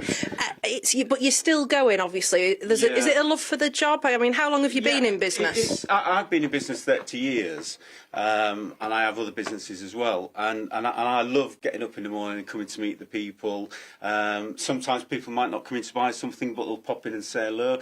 Real community spirit in Cossington, lovely people. I love having my business here. So, yeah, I suppose it's about making money, but also making friends as well. Definitely, that's such a nice sentiment. And we'll have a little look around your shop here, because there's plenty of things. So you've got your pens, your folders here. We've got birthday cards. I love the banners as well. They're fantastic. Let's have a little look around here, what's in the corner. So, Eamonn and Isabel, if you are wanting to buy a card or a gift from here, there's plenty of selection. Let's have a little look over here. We've got the helium balloons, they look great. I've got some sellotape, map pins as well, we've got those, we've got lots going on. And your fan as well. I guess you'll be wanting we sell quite a lot of those. I was going to say, I thought it'd be the opposite with it being cold at the moment. They are one of the best sellers, actually, yes. Yeah, we sell them in the winter and we sell them in the summer as well, so it's, they do go quite well, so that's why they're in a prominent position. Definitely, yeah. And I can see here you've got your heater on as well. Yes, it won't stay on very long because it's very expensive. Yeah, that's it. With the heating costs going up and everything, and obviously we're on an emergency tariff at the moment till it's sorted out. So obviously we're going to have to watch the costs. Definitely. Well, thank you so much for speaking. Thank you. I was really surprised to see a TV crew here in the morning. It's been lovely. Thank you. Really appreciate your time. You take care of yourself. Thank you very much. And we'll be out and about in Cottingham later in the morning as well, speaking to other people that live here about the day's news. Anna, pick me up a birthday card and a balloon. It's my brother's birthday today, and I haven't got him anything. He's a year younger than me, so get him a 40-year-old happy 40th birthday. Yeah, right. Get something like that, okay? Happy birthday to your brother. Yeah, we'll pick something up. There's plenty to choose from. Thank you very much indeed. Really is interesting just getting out there and hearing the real stories from people, you know, how this is affecting them. I mean, it is your views, therefore it is your news, and we're very, very happy to cover it. We have to get a big chart, a big map of where we've actually been. Where we've been. We just had a tweet from one of our followers in Birstall saying he's up every morning, send our crews there. Got me there. Leicestershire. Right, okay. Yeah. Let us know. If you want us to come and knock on your doorstep, we will be there. We'll be telling the stories that matter to you. We're going to take a break now when we come back. You pay extra to get us. Yeah. I mean, Anna will go, you know, all of them will go, but, you know, you pay extra to get us. Yeah. We'll sing for you in the doorstep, anything you want. He's a good singer, actually. He'll do his Elvis rendition. Anyway, we'll practice that in the break. We're going to take a quick break. After that, Eamonn's going through the papers with Kevin Adams and Claire Muldoon.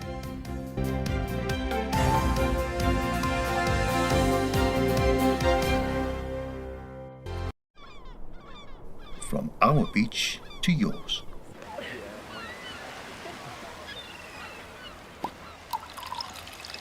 Four citrus peels mingle with coastal grown rosemary, the dew of the sea, as fresh as a coastal breeze. The award-winning Pembrokeshire Gin Company. Craft distilled in Wales and inspired by the sea. I tried to quit several times, always making excuses, until smoking was starting to affect my health. I decided to quit with nicotine. Nicotine Clear Patch provides 24 hours of controlled nicotine release. And if I have a craving, I grab a mini, which works fast. Use Nicotine Clear Patch and Minis, an unbeatable way of quitting smoking. Now working with the British Lung Foundation for healthier lungs. SIM-only plans? There are always so many tempting options. So you jump headfirst into a long contract, which keeps you locked in for 12 months. Somebody let me out! At Labara, we offer great value plans and total flexibility. You can get 10 gigs of data, unlimited UK minutes and texts, and 100 international minutes for just £10 a month. And you can change or cancel anytime. Now I feel free! Buy now at labara.co.uk. I worry about other people. So when I suffered from a medical mistake, I wondered, could I stop this happening to someone else in the future? Now I know. Patient Claimline are specialist medical negligence lawyers. Call now or visit patientclaimline.com. Know for sure. Losing weight last year was so difficult, but we can do it with XLS Medical Ultra 5. XLS Medical Ultra 5 helps you lose up to 5 times more weight. I lost 17 pounds, 2 dress sizes, and I'm in the best shape ever. Try XLS Medical Ultra 5 today, and this new year, let's do it together. Now available at selected retailers.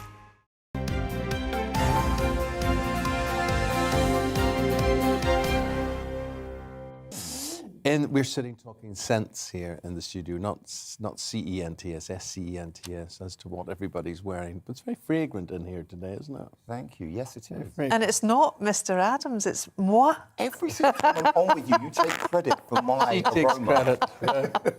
There we go. And taking credit this morning for the newspapers, we've got Kevin Adams and Claire Muldoon.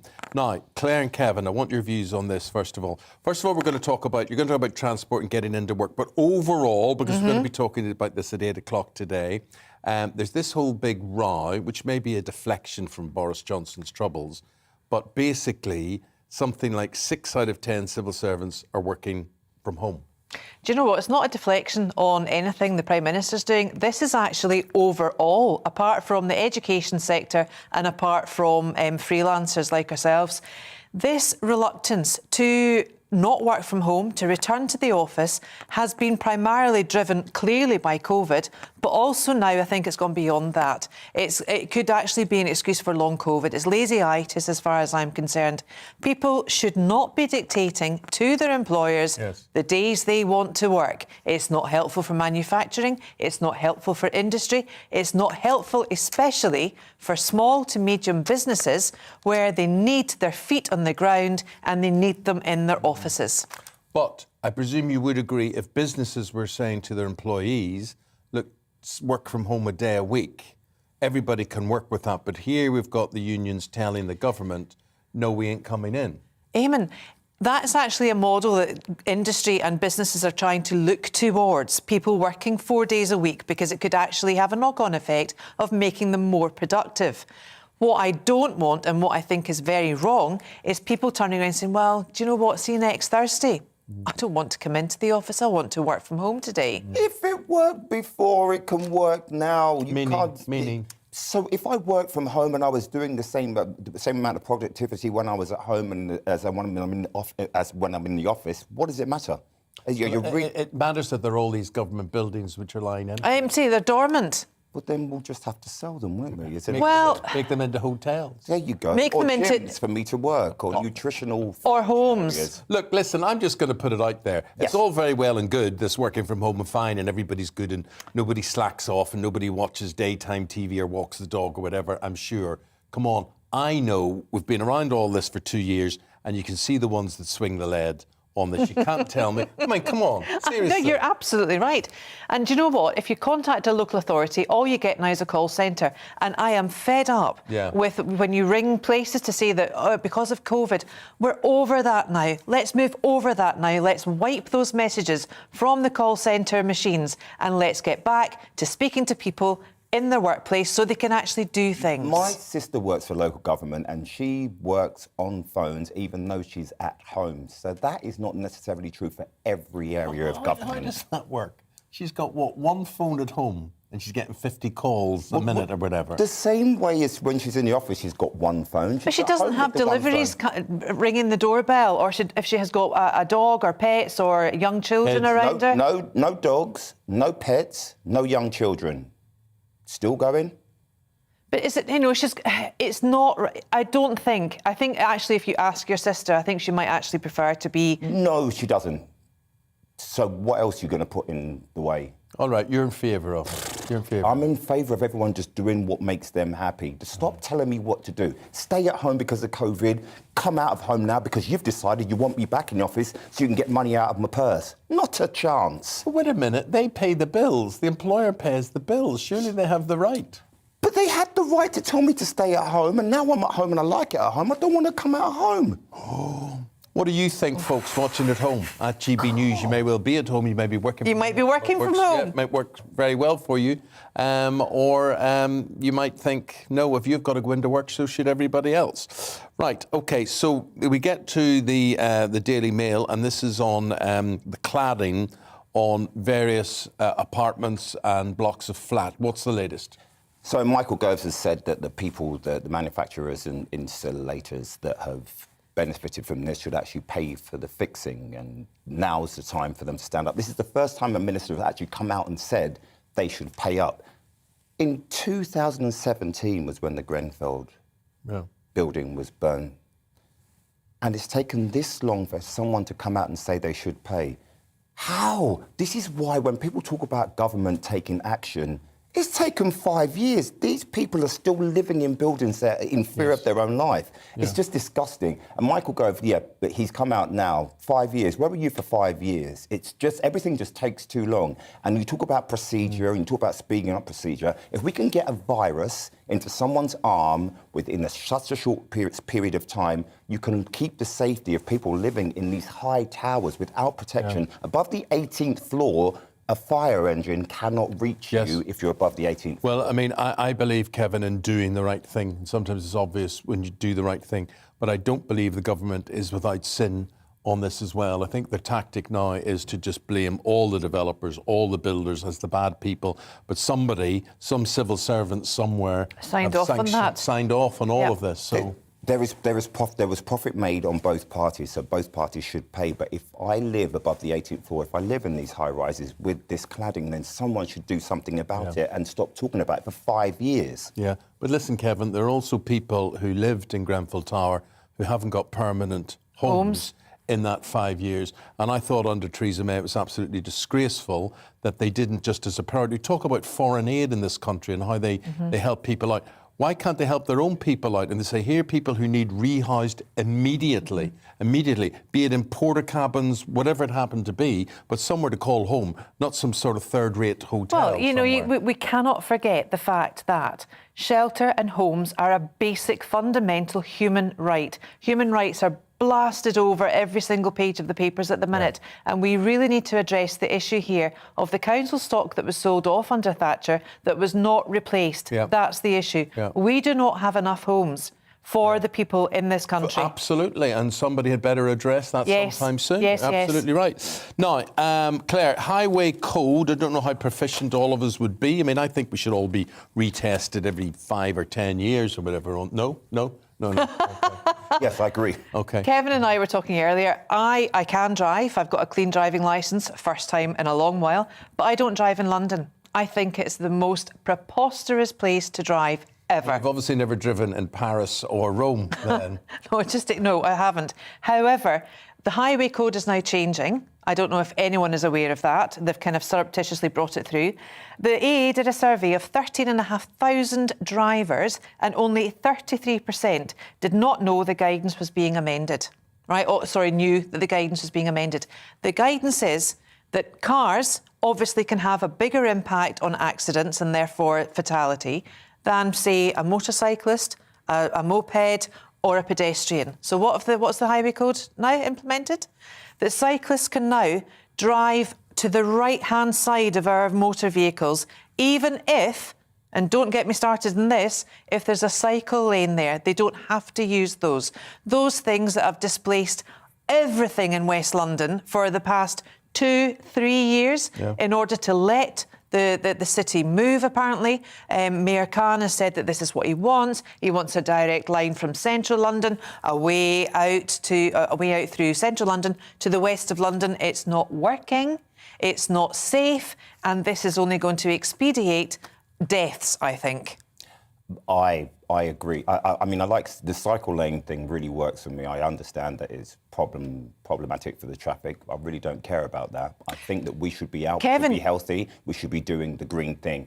You will be concerned about it when your sister, who's working from home, something happens to her and she has to call an ambulance, and the services are blocked because they can't get past because of the cycle lane with the bollards in between. That the traffic on both sides, a lot of bollards, they cannot get through. No, sorry. I'm absolutely not having it. The cycle lanes serve a purpose. We are, as a nation within Europe, we suffer with a high number of obesity. So therefore, we need the cycle lanes for health. We need them for everything. So the cycle lanes are a must. OK. Let's look at the Sun here. It's a story on Kim Kardashian and her sister. How many Instagram followers do they have? Purely for research, over 1 billion. Now, these Kardashian ladies have just... They, as a family, they make millions. So from one advert on their social media, they can get over $1 million per advert, multi-million pounds. And as a family, they continue to just generate an interest, sell products, and I think it's commendable. No matter whether you say they've got little talent or no talent, they've got something because someone's buying it. Do you think they're aspirational, though, Kevin? Do you think that the Kardashians, as we sometimes call them, are actually aspirational? Do you think young girls, especially that's their their target market, do you think they're good people to look up to? They're businesswomen that are doing well. Why can't we look up to them? On the back of porn, though? No. Wait. Someone had sex, someone filmed it, and they were profiteering from it, and then she decided she would profiteer from it as well. That's a whole other story. Yes, guys, for the moment, they're going to be back in an hour's time. We should say to you that other Instagram accounts are available. Yes, particularly advertising this programme as well. Right, just after 8:15, let's go to Isabel. Now, it is deadline day for the renaming of a pub in West Lothian by the owners, Green King. They want to change the name of the Black Bitch in Linlithgow as they feel it has racist and offensive connotations, despite over 11,000 people signing a petition against it. David Donaldson reports.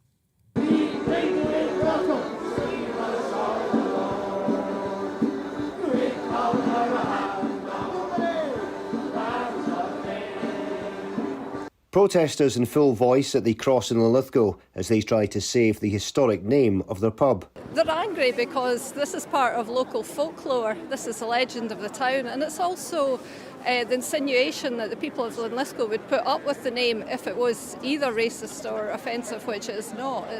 They need to do their research, Green King. The Black Bitch has been an important symbol of the town of Linlithgow since the 13th century. This is a problem which has got nothing to do with racism. To the people of Linlithgow, the expression Black Bitch is synonymous with the town. It has nothing at all to do with black people or the troubles which black people have experienced in history. It's nothing more than the commemoration of a loyal black greyhound, a greyhound that wanted to save its master. Nothing more than that. So This is more than just an attack on the pub name, it's an attack on the town itself. Green King have offered a variety of options, including the Black Hound, the Willow Tree, the Linlithgow Arms and the Weary Drover, all of which have been dismissed out of hand by locals who want to retain the town's history.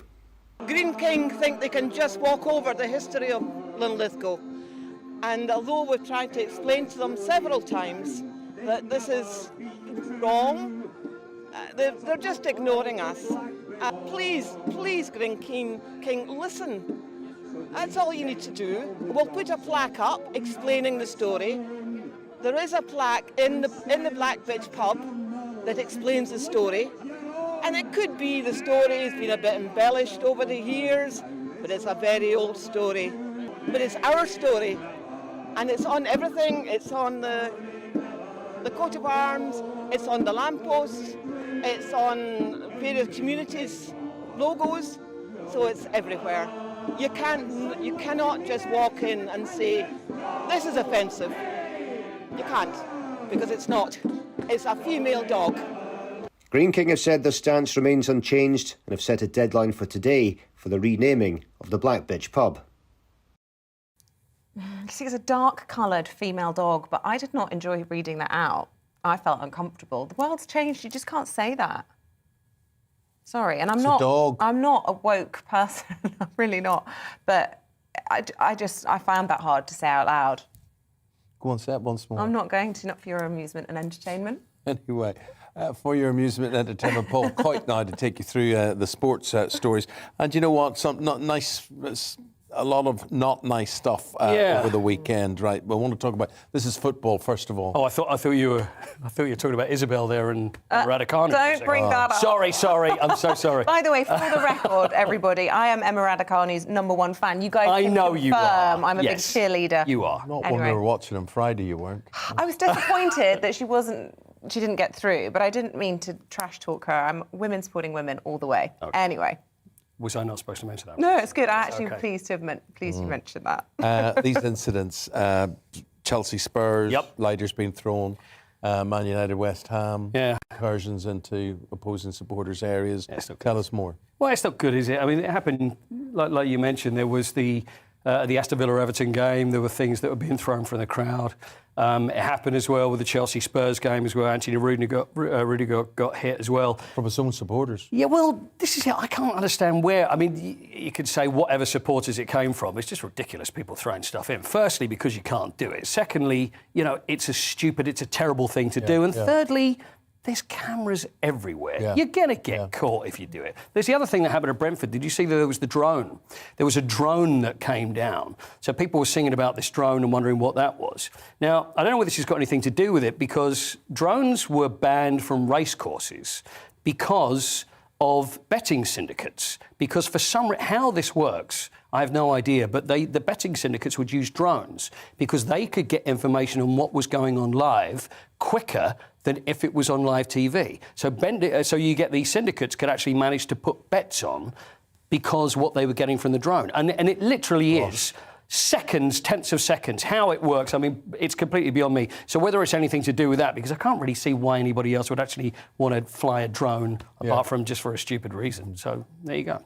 Just gets me, anybody who sits at a sporting event and they spend their time on their mobile device betting, and it's a terrible addiction. Oh yeah, especially during it though. Yeah, it's during the game. But because I've often been told off when I've been at football matches or at sporting events. It may surprise you to know that I actually like a chat during the game. Yeah. So people go, you've got to sit and concentrate. Are you a talker during the game, or do you completely concentrate on what you're doing? No, I'd be talking during the game. Yeah. And what's the point if you can't criticise and you can't say, I wouldn't have done that, I'd have picked this, or why are we doing that?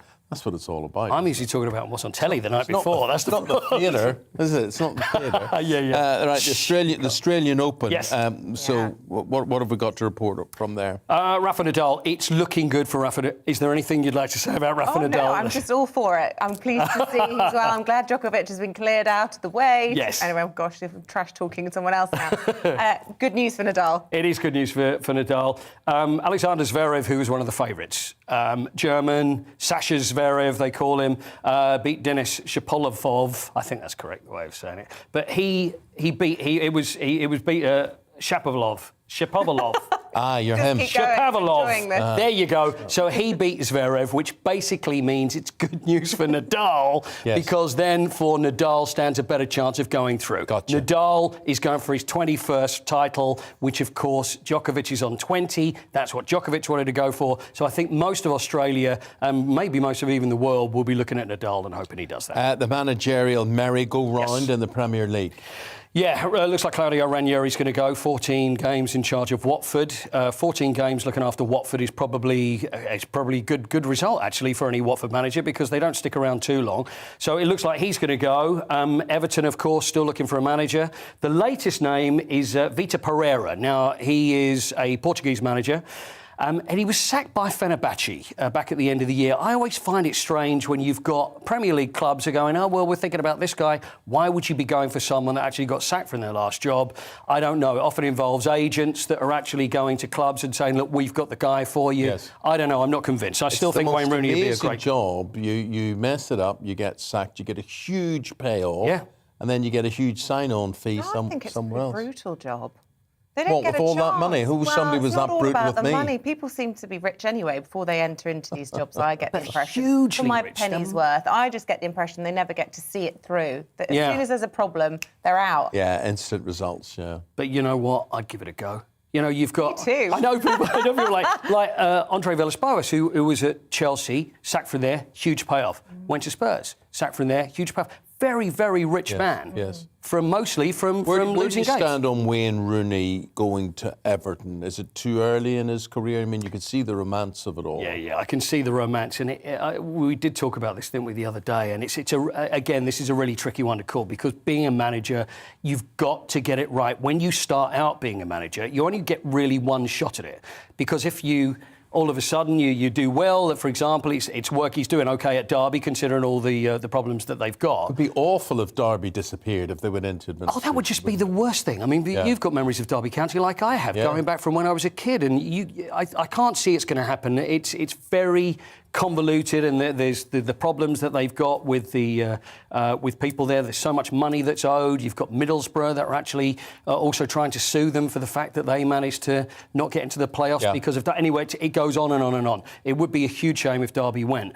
Wayne Rooney, I just wonder whether he actually does feel some loyalty towards Derby, to think, you know, there's trouble here, I want to see this through. But when you're an Everton fan, when you're a kid and you made your debut for Everton, it really is the perfect job, apart from, I guess, the Manchester United job, which, who knows, that might even come up soon. So I don't think that's going to come up soon. You don't think so? No. You think he's going to stay, Ranieri's going to stay manager? He's talking up the points, isn't he? You had a board meeting the other day, you'd know. Just last. I think that was a little inside information that we just heard there. Day of riding sets sights on Winter Olympic glory. Yeah, I love after this. gold. Now I don't know who Dave Riding is, right? Right. So he got a gold medal in the Alpine World Championships for skiing 4GB. Now this sounds like, oh, Dave Riding, who's this guy? This is a huge story. Now Dave Riding, what he's done, he's won a gold medal in the Alpine World Championships, which no Brit has ever done. The closest we ever got, you may remember Konrad Bartelski, an old skier that we had. Yeah. It was another one that everybody was saying, oh, Konrad Bartelski got second once. But this guy, in the slalom, has won a gold medal, which for a Brit is unbelievable and unprecedented. Not only that, he's 35 years old. He's the oldest person to ever win one as well. And with Beijing and the Winter Olympics, can you imagine if he won a gold medal? So I'm very, very hopeful. And he's terrific. He learnt on a dry ski slope as well. And it's just 1 week to go now till Beijing. That's right. Are they over there now getting... They will be, yeah. But the thing is, I'm not sure exactly how it works with the Summer Olympics, where they would go out, they do their event, and they come home. I'm not sure exactly what the protocol is. But, you know, we have got some chances. We've got chances at the bobsleigh, and also with Dave now. I just hope everybody's talking about Dave, and I want him to win the Sports Personality of the Year at the end of the year. You heard it here first. There you go. Paul, thank you very much indeed. Thank you. Stay with us on Breakfast. Coming up at 8 o'clock, we'll be back up in Scotland, actually. We'll be looking at the latest COVID figures there, and we'll be talking about the possibility of another independence vote. See you in a moment.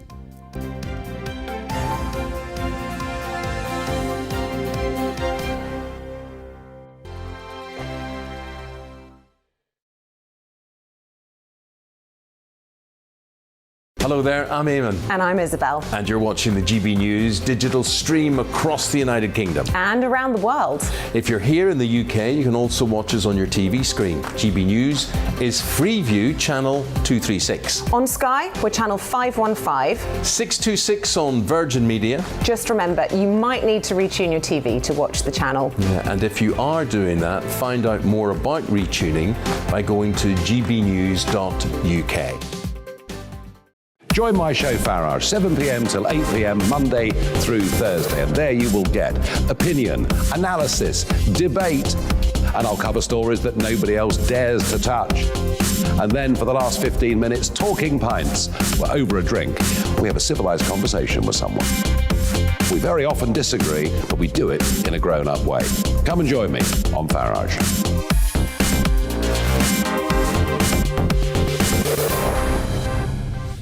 I'm Dan Wootton. Join me Monday to Thursday from 9 to 11 for the feistiest and most fun news debate on TV, where free speech reigns. I'll bring you a sharp take on the day's biggest stories, bombshell newsmaker interviews, and A-list guests.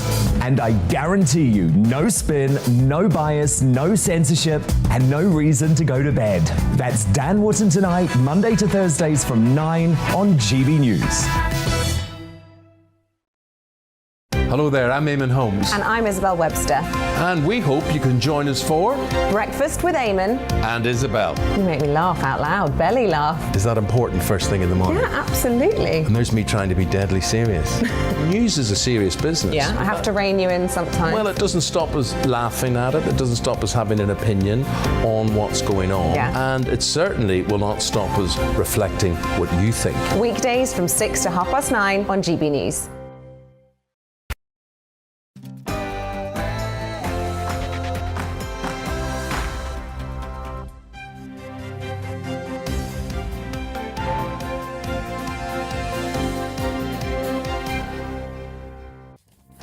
Hello, good to see you. It's 8 o'clock on this Monday morning, January 24th. This is Breakfast on GB News with Eamonn and Isabel. We are live across the whole of the UK on both your TV and on your radio. So whether you're watching us this morning in Dunbar in Scotland or perhaps listening to us in Lampeter in Wales, or you could be watching us, well, we've had someone from Malaysia messaging me this morning saying they're watching us. Beat that one. Coming up this morning, America orders the relatives of its embassy staff in Ukraine to leave the country amid heightened fears of a Russian invasion. What more could the West be doing to stop this action? We'll be talking to Major General Tim Cross, a former Army officer and defence advisor, very shortly. From one bad week to another, as well as the Partygate report due out this week, the Prime Minister now faces allegations of Islamophobia in the Conservative Party. We'll be speaking to the Education Secretary this hour. And as always, we'll be getting stuck into this morning's newspapers. This morning, choreographer Kevin Adams and broadcaster Claire Muldoon with their views. And remember, you can join in any of our discussions this morning by emailing gbviews@gbnews.uk, or you can tweet us at GBNews.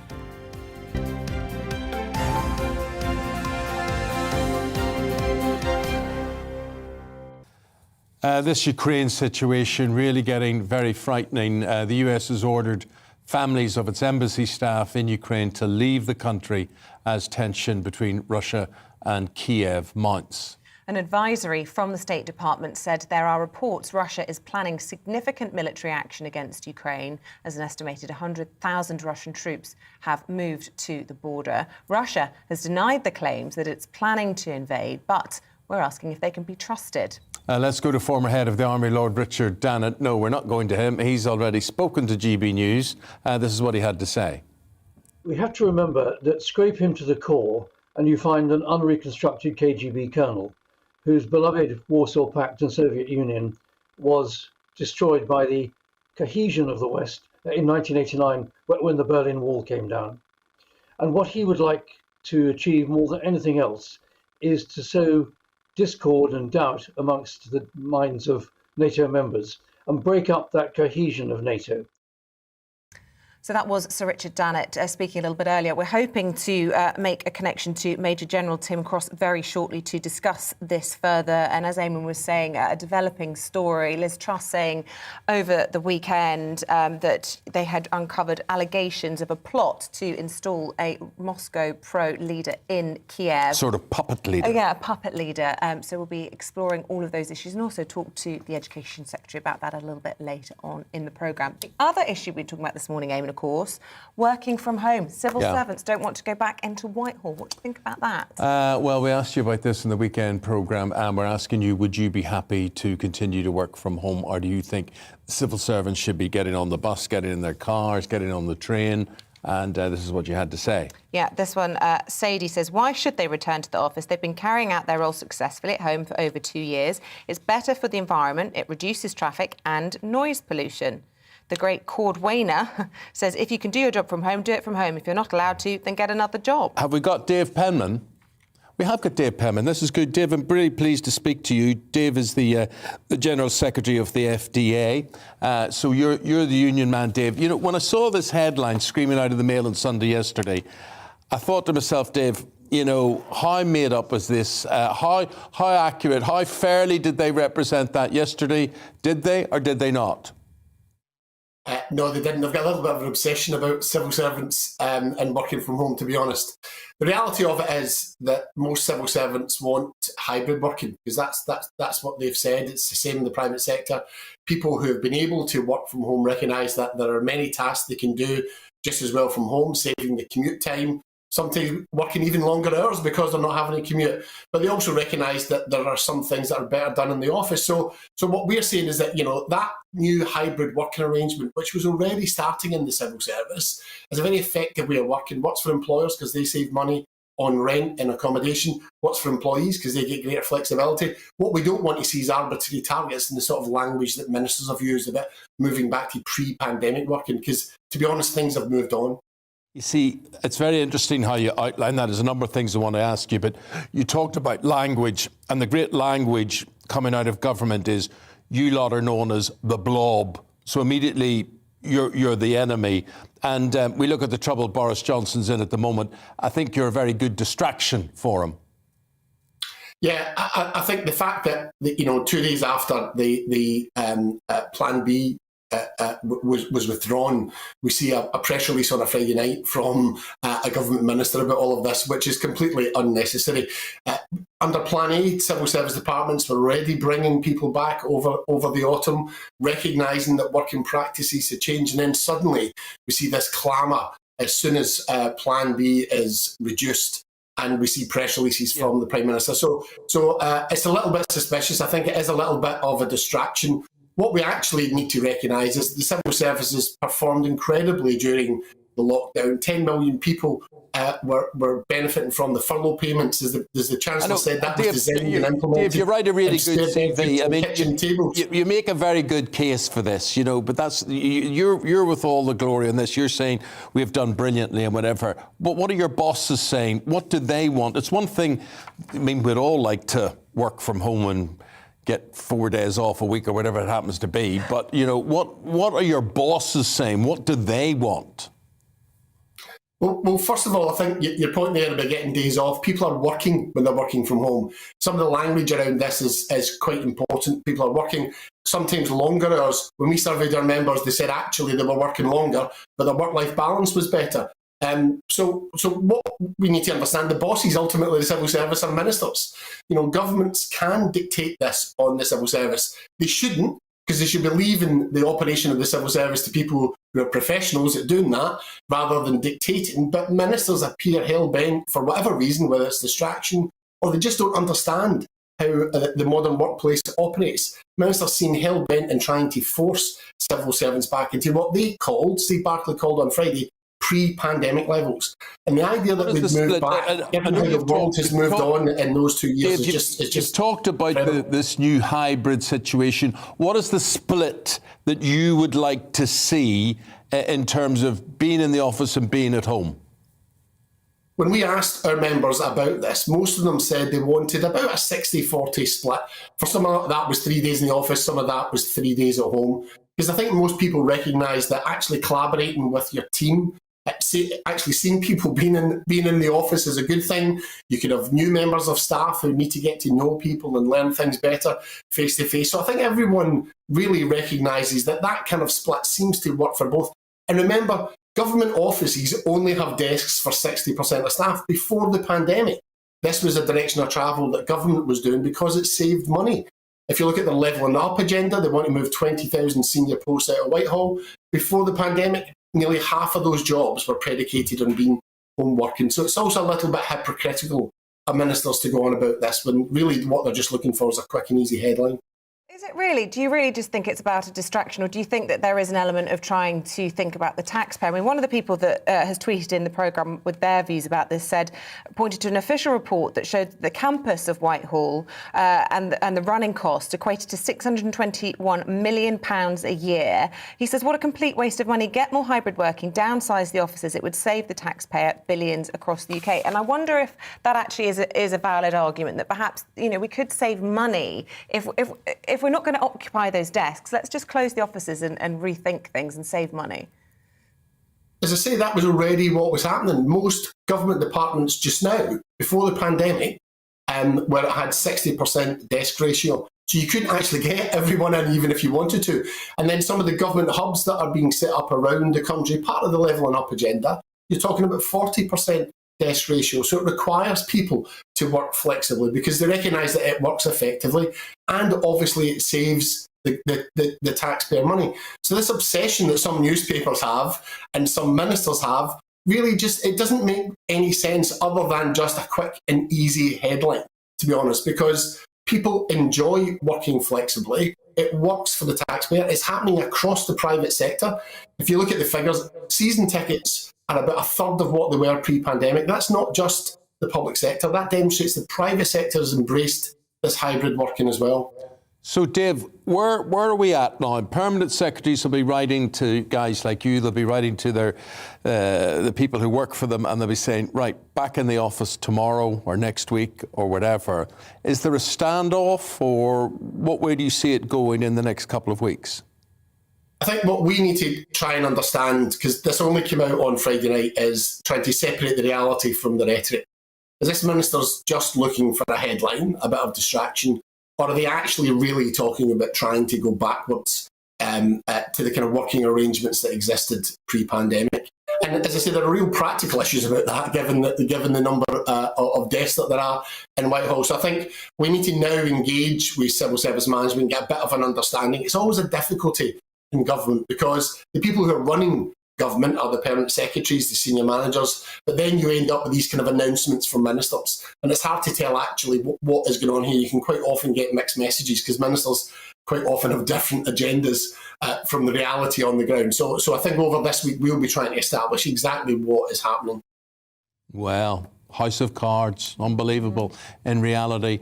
Dave, fascinating talking to you. We'll wait with interest. Listen, come back on as things develop and let us know how things are shaping up, because what you guys do, of course, affects the way other people think, and they worry, Dave. Of course, they think it's one rule for people in government, people, civil service like yourself. It's another rule for them. So it's got a lot of repercussions and ripples on this sort of thing. So thanks very much indeed. We look forward to speaking to you again. Thank you. Dave Penman is the General Secretary of the FDA. OK, the time is 11 minutes past 8. We'll take a look at the headlines now. And Nusrat Ghani, the MP who's alleged she was sacked as a junior minister due to her Muslimness, has welcomed the Prime Minister's decision to investigate the matter. She says she wants to be taken seriously and that the inquiry must include all that was said in Downing Street and by the whip. The Liverpool taxi bomber Ahmed al-Swahami's asylum claim was rejected 6 years before his attack. Court documents show the Iraqi-born 32-year-old also falsely claimed to be of Syrian heritage in applications. He died when his homemade bomb detonated in a taxi outside Liverpool Women's Hospital last November. A landmark moment in the HS2 development today as a bill goes to Parliament to take HS2 to Manchester. Phase 2B will cut travel times between London and Manchester by around 55 minutes and up to 45 minutes for trips between there and Birmingham. New figures show rail fare increases in the last 10 years have far outstripped petrol pump rises. Commuters have seen ticket prices go up by more than a third. In the same period, fuel costs increased by just 8.6%. Unions representing over 1 million NHS workers are calling for inflation-busting pay rises to stop a growing exodus of exhausted staff. The government clashed with unions last year over NHS pay, eventually agreeing a 3% rise. John Lewis says it wouldn't be right to cut the sick pay of staff members for COVID-related absences regardless of their vaccination status. It comes as Next reduced its sick pay for unvaccinated staff. Morrisons and IKEA have introduced similar policies.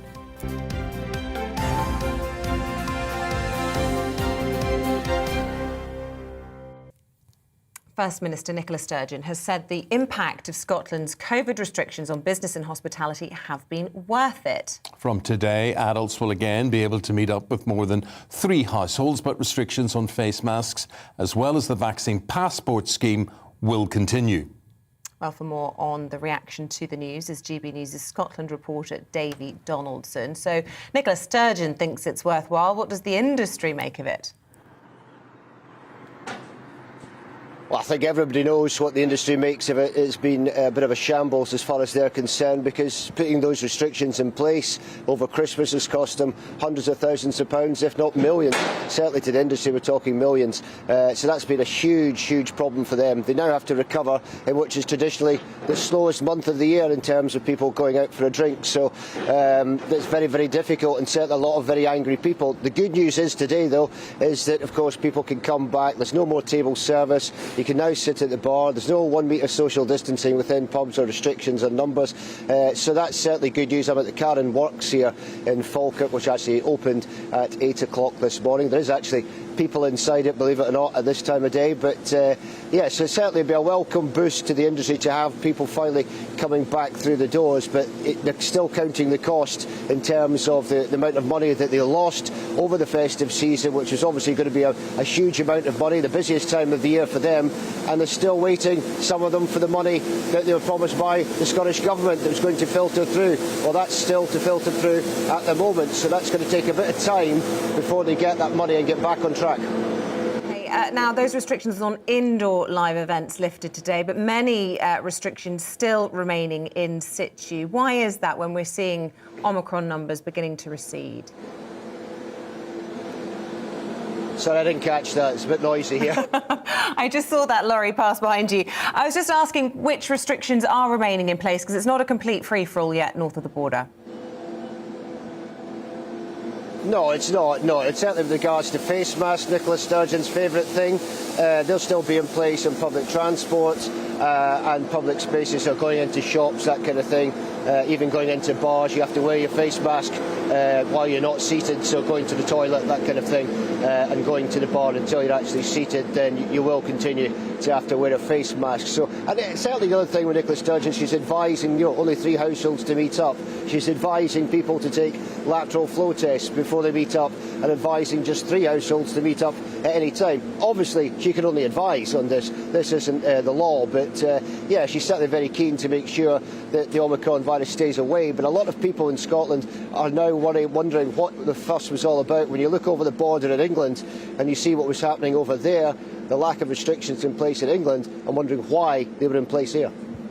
Well, this must be playing to her home audience, though, if she's feeling emboldened enough to insist on having another referendum by the end of next year.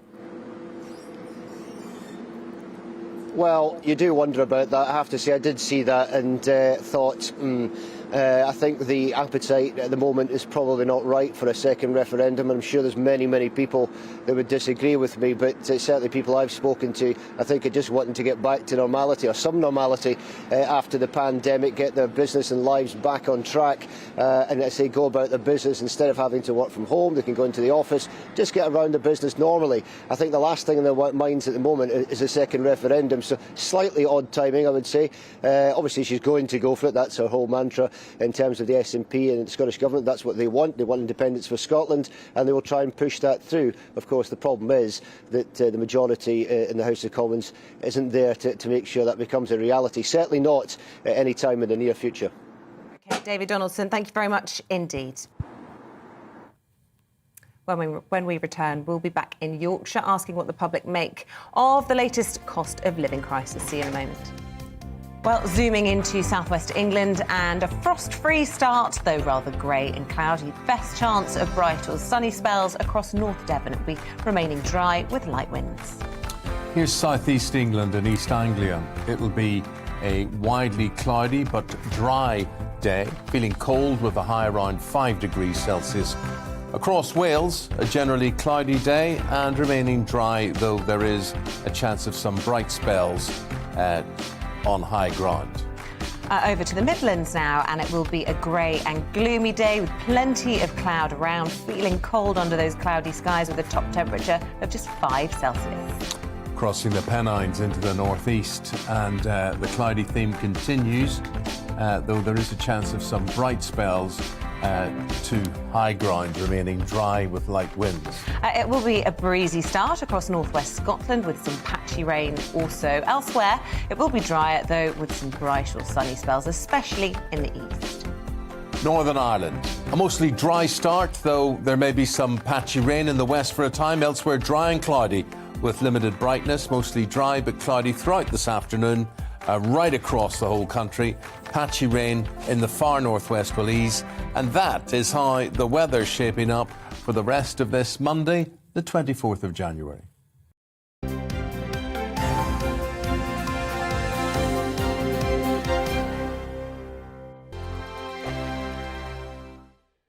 Hello there, I'm Eamonn. And I'm Isabel. And you're watching the GB News digital stream across the United Kingdom. And around the world. If you're here in the UK, you can also watch us on your TV screen. GB News is Freeview channel 236. On Sky, we're channel 515. 626 on Virgin Media. Just remember, you might need to retune your TV to watch the channel. Yeah, and if you are doing that, find out more about retuning by going to gbnews.uk. Join my show Farrar, 7 p.m. till 8 p.m. Monday through Thursday, and there you will get opinion, analysis, debate, and I'll cover stories that nobody else dares to touch. And then for the last 15 minutes, talking pints. We're over a drink. We have a civilised conversation with someone. We very often disagree, but we do it in a grown-up way. Come and join me on Farrar.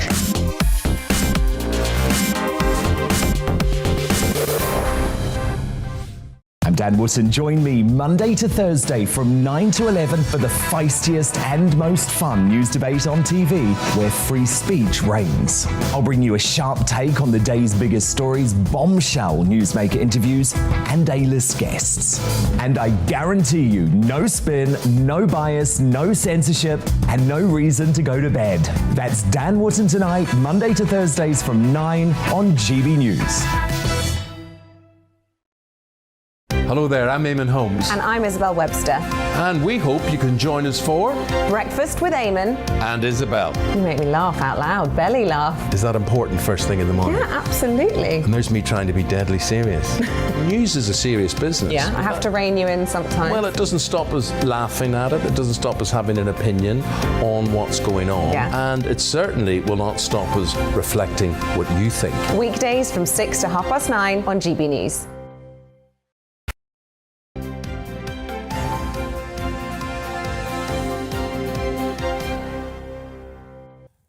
21 minutes past the hour. Good morning to you. This is Breakfast on GB News. We are live on your TV and radio this morning. Thank you very much for joining us. Calls to scrap VAT on household bills have grown this week after warnings from charities that average household bills could rise by as much as £300. Some watchdogs are warning that inflation has seen some areas of Britain see their annual energy bills increase by 50% compared to this time last year.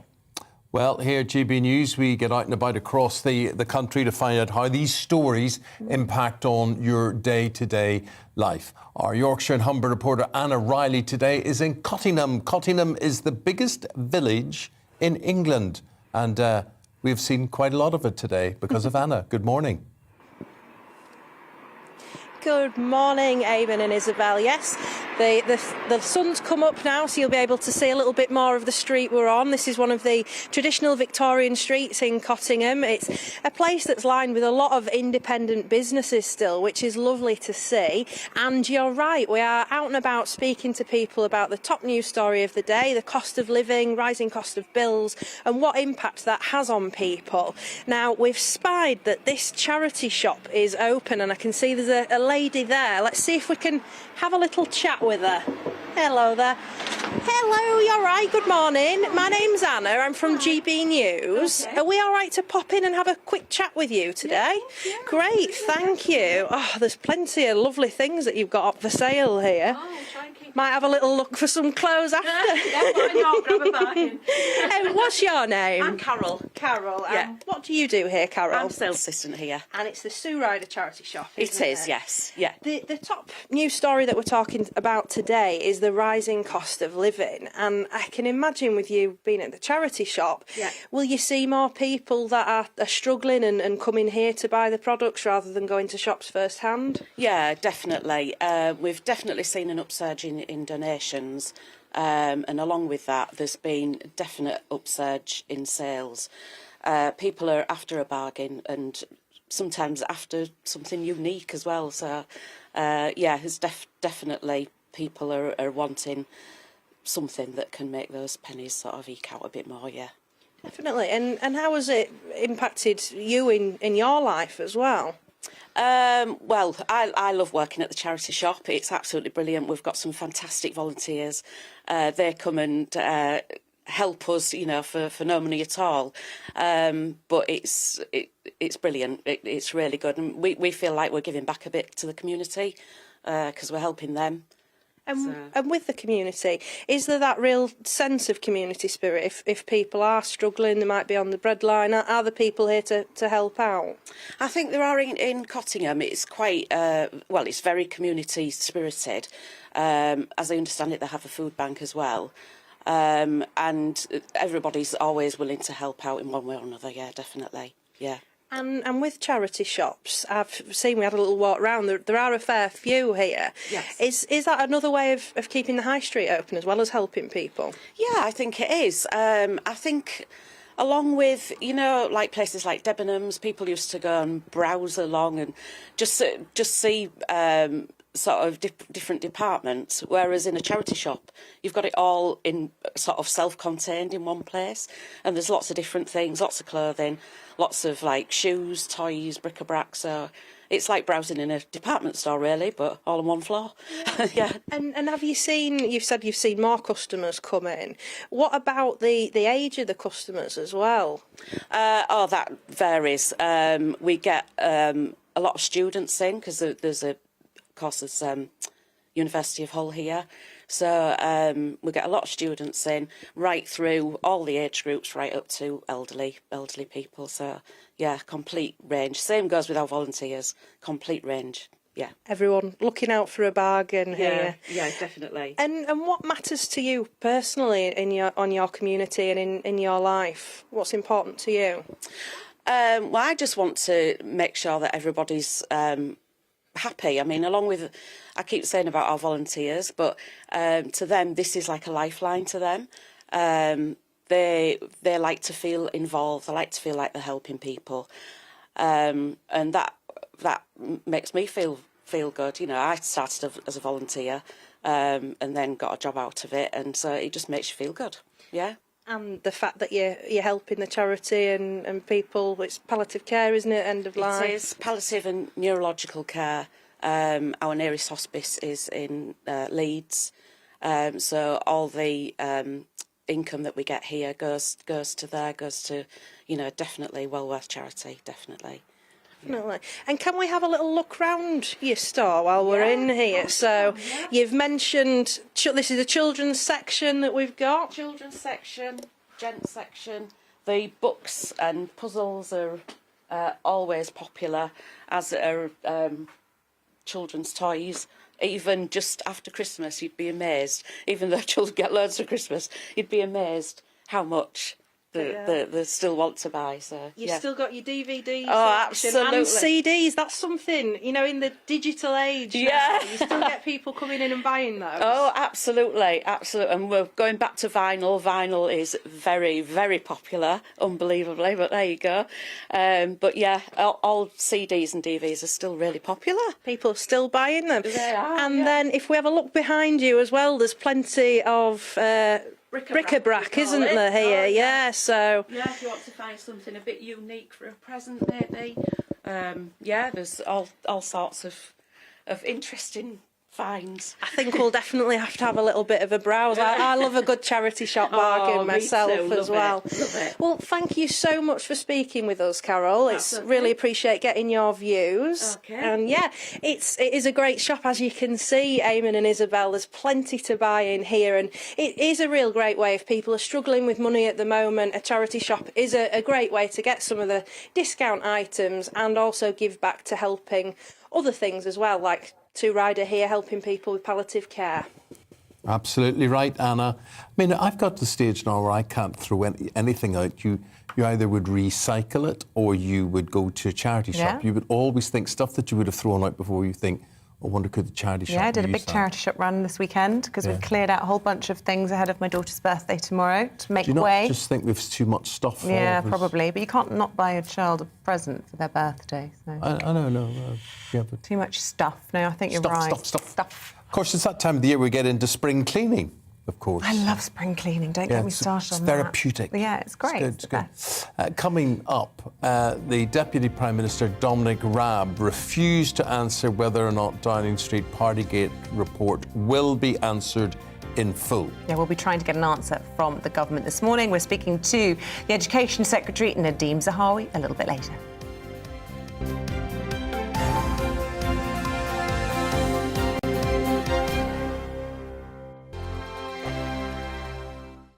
Hello there, I'm Eamonn. And I'm Isabel. And you're watching the GB News digital stream across the United Kingdom. And around the world.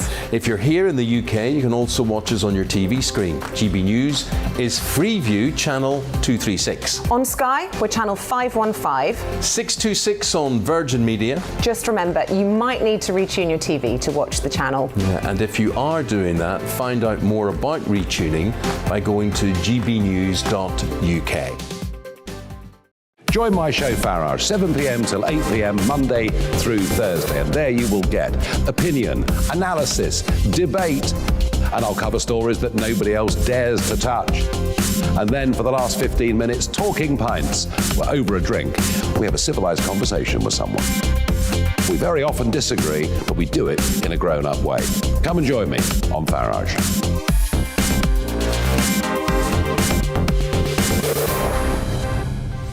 I'm Dan Wootton. Join me Monday to Thursday from 9 to 11 for the feistiest and most fun news debate on TV, where free speech reigns. I'll bring you a sharp take on the day's biggest stories, bombshell newsmaker interviews, and A-list guests. And I guarantee you, no spin, no bias, no censorship, and no reason to go to bed. That's Dan Wootton tonight, Monday to Thursdays from 9 on GB News. Hello there, I'm Eamonn Holmes. And I'm Isabel Webster. And we hope you can join us for Breakfast with Eamonn and Isabel. You make me laugh out loud, belly laugh. Is that important first thing in the morning? Yeah, absolutely. And there's me trying to be deadly serious. News is a serious business. Yeah, I have to rein you in sometimes. Well, it doesn't stop us laughing at it. It doesn't stop us having an opinion on what's going on. Yeah. And it certainly will not stop us reflecting what you think. Weekdays from 6 to 9:30 on GB News.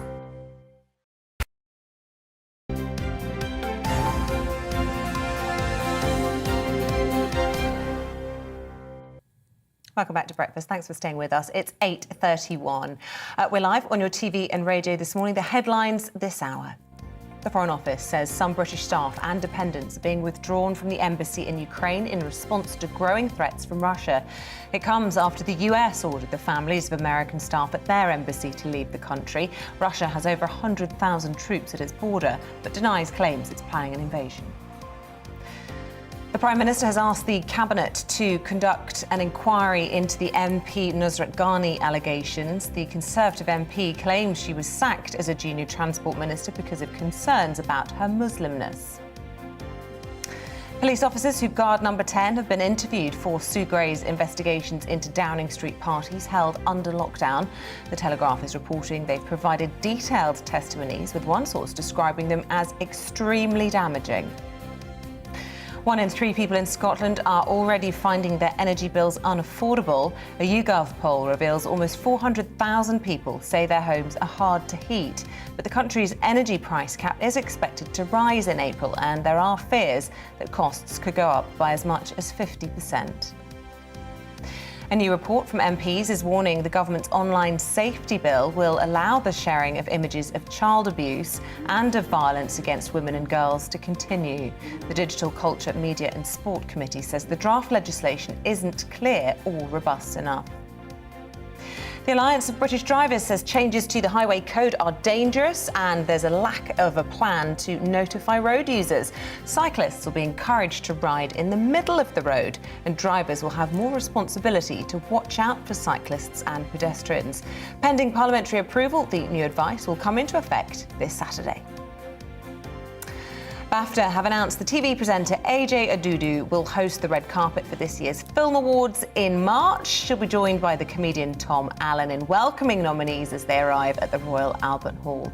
And the Hollywood star Rebel Wilson will be hosting the main event.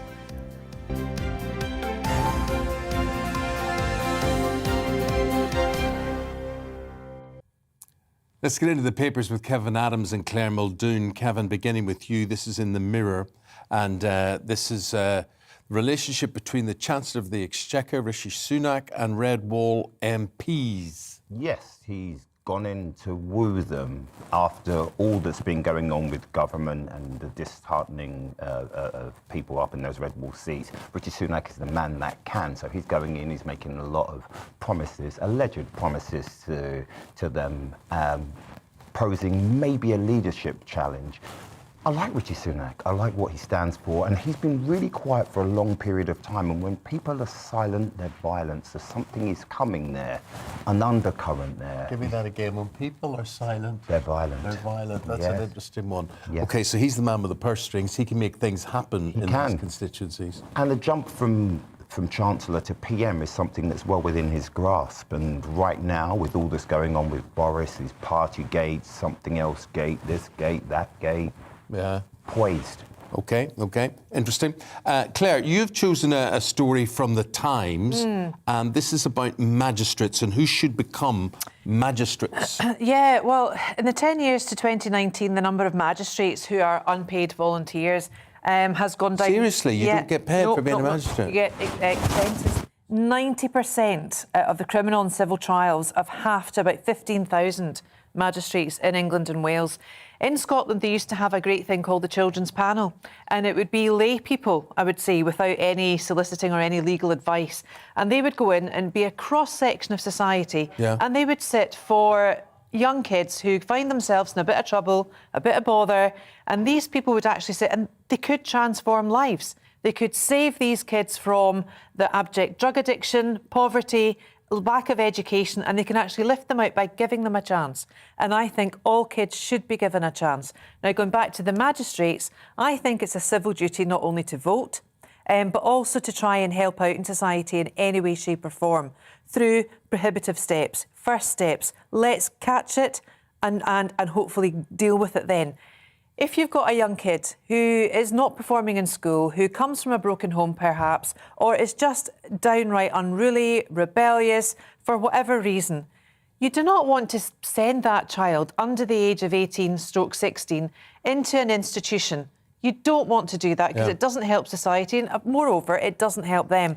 We should help them, and I think the magistrate service is a great way. So who are to they help looking this. for to be magistrates? So they're looking for stay-at-home mums, they're looking for bricklayers, more working-class demographic. People to with a fit life experience. People with life experience, and also people who might have found themselves there in the first place and not actually stepped over the line, and people with great common sense. You don't have to be an intellectual to have great common sense. You don't have to be an intellectual to know the right thing and do the right thing. I've met a lot of intellectuals without any common sense, so I agree Yeah. wholeheartedly. We'd be good magistrates. Yeah, because I've got no common sense. Is that what you're trying to say? So here we are, Kevin, this is the Mail and the cost of living. And particularly they're looking at which particular types of food are likely to increase in price. Yeah, over the next year, it's supposed to go up. Interest rates are supposed to go up by 1%. So we're looking at the perishable items. I talk a lot about perishable items. We talk about a healthy nation, especially now. We're talking about COVID health, but we're not talking about the general health of the population.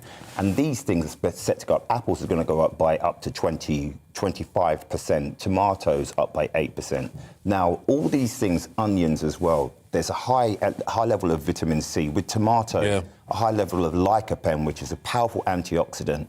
So what you're saying, the more expensive they are likely to be, the less likely people are to buy them. Exactly that, because they're perishable, and if you don't eat them, they're gone. So you buy something that's cheap, a loaf of bread or a multi-pack of crisps. You buy the multi-packs. Yeah, because you're feeding a family of 4, sometimes more than 4. You've got to do it the best way you can. And normally that comes to buying the cheapest thing. And unless we subsidise these perishable items, they're gone from the basket. So you're looking for subsidies on these, are you? Yes. Every year I call for it at the same time, and I hope that someone's going to actually listen to me, because I'm going to keep doing it until perishable items are at a set price point for everyone, because there is something we need for health. Literacy, Claire, this in the Mirror, shocking. Secondary school children with a reading age of? 6. Not 16. No, 6. So you've got kids leaving primary school all over the world, all over Great Britain, round about age 11. I think from England and Wales it's the same, year 6, and primary 7 in Scotland, and it's the same in Wales. I can't, and on the one hand, you think they've had 2 years off school for COVID, teaching at home and everything else. But then on the other hand, you think, well, what have they been doing? Reading, writing and arithmetic, that was the 3 R's that it used to be called. And we're finding now that secondary school kids with a reading age of 6, presenting at first form secondary school, not being able to read. They've been tied to devices, they've been tied to TVs. I mean, I'm just agog at this. This is fundamentally letting children down. When you look at social media and you see how they formulate sentences and how they've curtailed the English language into something that's unrecognisable. It's in some parts. Yes, and that works for them. But when you're trying to formulate a sentence to write a letter, say, for example, they don't know how, and you understand that they sunk into this habit and it's become habitual. Kevin, I think if you were to give a child an envelope and say, write an address on that, they wouldn't be able to do it. They wouldn't be able to formulate a formal letter, so they won't be able to do anything going forward. And this is the future of society. And do you know the worst bit? What? Which is unsurprising. It's kids in poverty that are least likely to be able to perform. So they're not getting the nutrients that they need because their family's been price pointed out. Television is no example. It used to be when I was young, I learnt so much from television. You look at things that are let go, like Who Wants to Be a Millionaire, which is a question. Yeah. There's no question mark on that at all. And it's not deemed to be, it's deemed to be a bit weird if you put a question mark. Why bother with a question mark? Why do all that sort of thing? And so on social media, we're back to it again. Someone will ask you a question without a question mark. Or they'll say, you get what I mean. Yeah. And you're like, do you know, my worst thing is when kids now say, go gym, or let's go somewhere. They cut a word out. They cut the actual full verb out. Yeah. They don't. Do they know what a verb is? No. That's the thing. Listen, when I was of a similar age, I knew, look, OK, I read my Robert Louis Stevenson and all that sort of thing, Enid Blyton, whatever. But I also voraciously read comics. Yes. I don't know if comics really exist today for kids. Don't think they do. No, they don't. Unless they come in on the tablet, then no, they don't exist. And you're going from peer to peer, and peers speak in such a way that only they understand. And you hear them. Sometimes I'm on the tube and I hear them like, oh, I wish there were subtitles here, because I can't understand what they're actually saying. Two final points on this. I think masks is making communication worse, because they're now, they don't even talk with their eyes. It's like, and the whole language is going back to prehistoric Cro-Magnon man. But the other thing is, we're talking about voraciously, avidly reading. I mean, you've now got universities calling for the cull and the explicit material of George Orwell's 1949 novel, 1984. Big Brother is watching, Big Brother is censoring Big Brother. Yeah. Also, I mean, simple thing, newspapers. I mean, I would have been reading newspapers from 9 or 10 years of age. And I was able to pick up a love of journalism very early on for that. I don't know anybody under 30 that reads a newspaper. Someone on Twitter actually said, is GBNews the only GBNews breakfast show that actually buys newspapers? And I'm actually quite proud that we do. Yeah. We got to a point, though, didn't we? We were scared of touching things with COVID, when COVID first started. My mum still sterilises her letters. Even before COVID, though. My mum will read the paper. She's great. She'll get a tablet out, she'll read the paper online, and she'll post a comment. On our family chat, she'll make a comment. So she's very aware, and she's still in touch. I've lost that connection. You have? Yes, because I'm lazy. I'm looking at influencers and seeing what they do. again for the newspaper review. You've kind of shot yourself in the foot there, Kevin. Honesty is the best policy always. But Kevin, I want to talk about influencers now. Last time round, you highlighted the Kardashians with 1 billion followers. Yes. Right? That's how they influence. So in general, what is the Times saying about influencers? Influencers are not influential any longer. They're down to 4%. So 4% of people will actually change their opinion due to something from an influencer. But what they are doing, young people are actually taking their influence from other people. So recycled fashion is something that's up. So they'll go to vintage as opposed to fast fashion. They like to go into vintage shops, shop, and this is something that's really good. They're so aware, the younger generation, this is the age from 18 to 24, they're so influenced. When you get to the age of 55, people don't want vintage. I think they lived through it the first time, they don't want it again. But the younger generation are recycling, and it's so good for the environment. Well, we've recycled you two 3 times today. Thank you very much indeed for that. Until the next time, Kevin and Claire, thank you both very much indeed. Thank you. Isabel. Well, there we go. There we are. It's time to bring in Janie Holiday. She can help us through times of extreme stress. It is that time of year when politicians are feeling stressed, parents are feeling stressed. We need a little bit of mindfulness on this Monday morning. Let's speak to our resident mindset coach about all this. Very good morning to you, Janie. I don't know what it is about this time of year, the January blues maybe, but lots of people feeling the strain, and we need some tips on how to get balance back into our lives. Good morning, everybody. Yes, so let's share some tips this morning. I think what it's about, Isabel, is checking in with yourself throughout the day, throughout the week, as to how you are feeling and what's working, what's not working. When you've got a feeling where maybe you're stressed or imbalanced or overwhelmed or feel pressure, it's just pausing and asking yourself 2 really key questions, which is number 1, how can I think differently about this? In other words, what I call reframing, which is looking at the same set of circumstances from a different lens. And second of all, what can I do differently? We are a very busy generation. The world is definitely a little bit crazy at the moment, but we do have the power to take control of our boundaries, our choices, our time, and it's all about creating just those little pockets of time throughout the day and the week to really connect with yourself. And when things don't feel nice or things aren't working, it's what can I do about them? OK, so I'm going to use you as my personal guru now. I've got a little one off sick at the moment. She's got COVID. I'm doing my early shifts. I know so many parents who are trying to work. And at the moment, it seems like primary school kids are really getting hit by Omicron at the moment. How are we supposed to get through, in many cases, back-to-back weeks of poorly children, the stresses of work? Yeah, I mean, I've been there myself. I totted up that my children, I've got 3 by myself, have had over 100 days of isolation or COVID. That's excluding when the schools were closed, with lockdown. So it's really difficult. It's that great saying, when plan A isn't an option anymore, you've got to thrash the hell out of plan B as positively as you can. I've been there. My daughter missed her birthday. She was in isolation last year. And I found myself getting really, really frustrated and angry. And when you feel like that, it's okay to feel like that as well, right? It's difficult juggling everything. I think it's about getting that off your body. So whether it's going in a cold shower and screaming at the top of your lungs, or going for a run, or playing some loud music, trying to get that negative energy off you.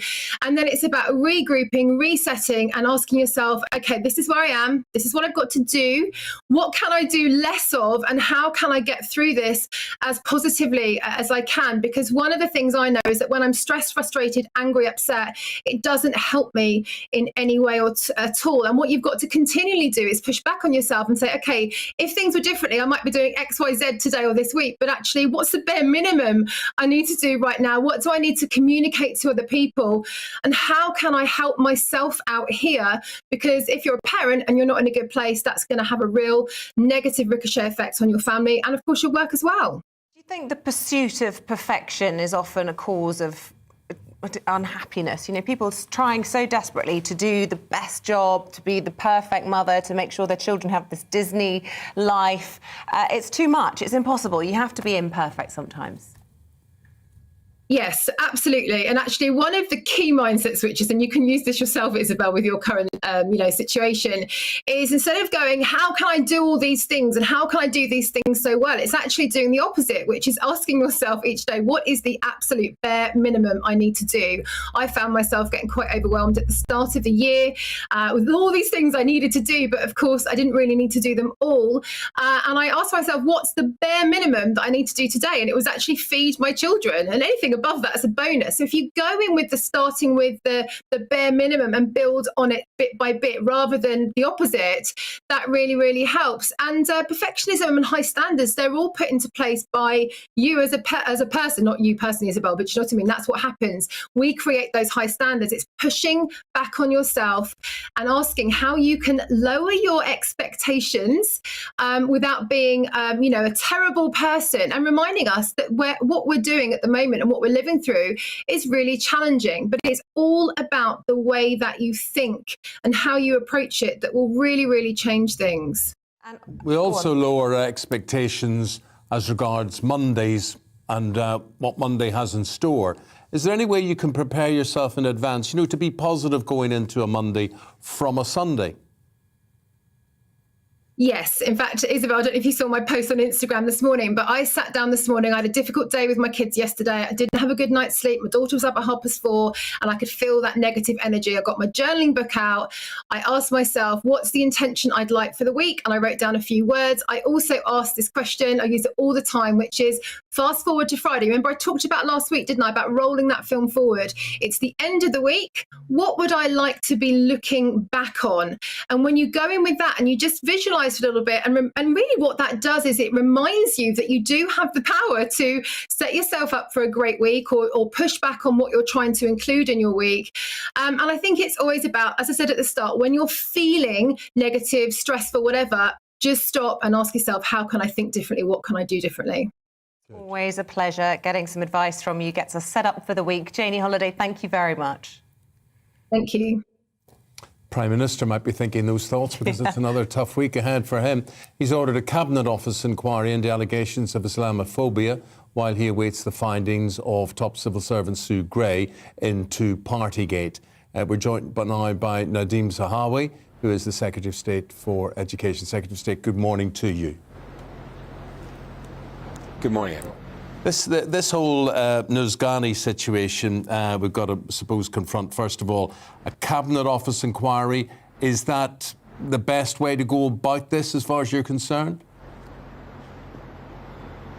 Yes, it is, Eamonn. I think Nuz has welcomed this, and Nuz is a colleague, a friend, a accomplished parliamentarian, and she made a very serious set of allegations over the weekend, and I think it's important that a senior civil servant looks at this and looks at this properly. And I think I would very much support her and urge her to deliver that evidence to that Cabinet Office inquiry, and for it to happen swiftly and thoroughly. It's also important just to note, because one of our great values is the great value of fairness, that the Chief Whip has also come out. I work very closely with both colleagues and said that he categorically denies these allegations and that they are defamatory. So it's really important we get to the bottom of this quickly. There is no room, as I said in my tweet over the weekend, for any form of Islamophobia or racism in the Conservative Party, and I'm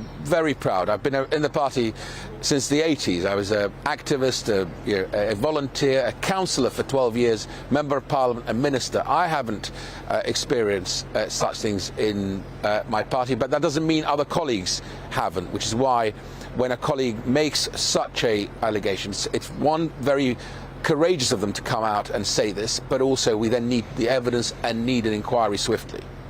No room for Islamophobia, though, doesn't suggest that it doesn't exist. I don't disagree with you, which is why Boris Johnson asked Professor Singh to conduct an inquiry into Islamophobia in the party. He didn't find that there is systemic or any form of large-scale issue, but he did make some very important recommendations, which we're overhauling our systems to make sure that actually the system works when people do experience such things. They are able to come forward and they're dealt with fairly and properly in the Conservative Party, and I think that's right to do that. So I think it's something that I certainly I'm proud to see my party acting on anti-Semitism, on racism, and of course on Islamophobia as well. Of these allegations are very interesting. At the very least, they're indicative, aren't they, of the chaos swirling around Number 10 at the moment. And I just wonder whether you think, with the Sue Gray inquiry due to come back this week, whether or not we have a Prime Minister that really is waning in his authority, and whether or not you think it's time for him to go. Well, I think if you are going to measure a government by its, outputs, by its performance, and you look at the performance of this government when dealing with the issue of the Ukraine, which is very serious, real aggression from Russia against free Ukraine, the world has commended this Prime Minister and this government on vaccines, which I'm close to, of course on the booster campaign, 36 million people now boosted, on a big decision before Christmas to stick to Plan B and not to close down the economy, to keep the economy the most open in Europe, on the decision to make sure that we deal with the cost of living. We're putting £12 billion this year and next year to help people with the cost of living, including £500 million to local government who know those families that are really struggling with their utility bills. On keeping schools open in my department and making sure universities go back to face-to-face education, making sure that children, 99.9% of schools are open. On the big calls, this Prime Minister, I think, is doing exactly the right thing. Now, he's human. He makes mistakes. He made a mistake on this issue, and he came to Parliament and actually said, sorry, we've had the apology, we now need the detail, which is why the Sue Gray investigation is important. Would he be making a mistake, Secretary of State, if he was not to allow us to see the Sue Gray report in its entirety, instead just bits and pieces of it? You interrupted me as I was saying that actually the terms of reference for the Sue Gray investigation is that she will make her findings completely public, and that's the right thing, and the Prime Minister has then absolutely pledged to come to Parliament, make a statement and be scrutinised on those findings that will be made completely public. Because you talk about the productivity and the outcomes of the Johnson government, and be that as it may, his reputation has been damaged. We've seen it in poll after poll. And my question, I suppose, to you is, given the cost of living crisis that we're facing, the very real threat that you mentioned from Russia on the border with Ukraine, what is the Johnson administration going to do to try and tackle those issues and regain support? Well, on that specific issue of the Ukraine and Russia, the world has commended the British government's position, both in terms of making it very clear to President Putin that there will be severe consequences, financial consequences to his economy, supporting Ukraine, including with defensive weapons, which is the right thing to do, supporting Ukraine in terms of making sure that how they work with other countries and corralling the support for the Ukraine internationally. That is what this Prime Minister is doing.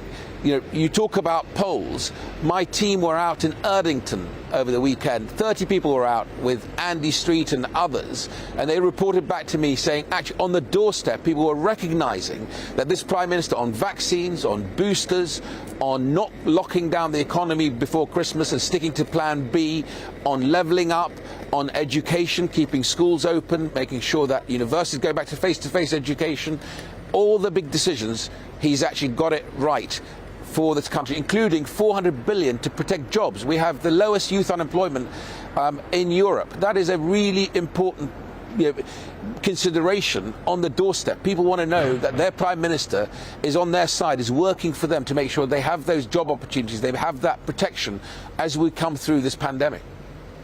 And Minister, where are you at with the big decision about masks in schools going forward?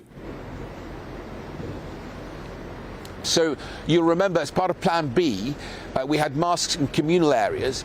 I went further because of the evidence that we had gathered from UK Health and Security Agency, from our own study in the Department of Education, an observational study with 123 schools, and introduced temporarily masks in the classroom. But I said at the time, I know they're challenging for communication, they're challenging for education, which is why I didn't want them to last a day longer than necessary.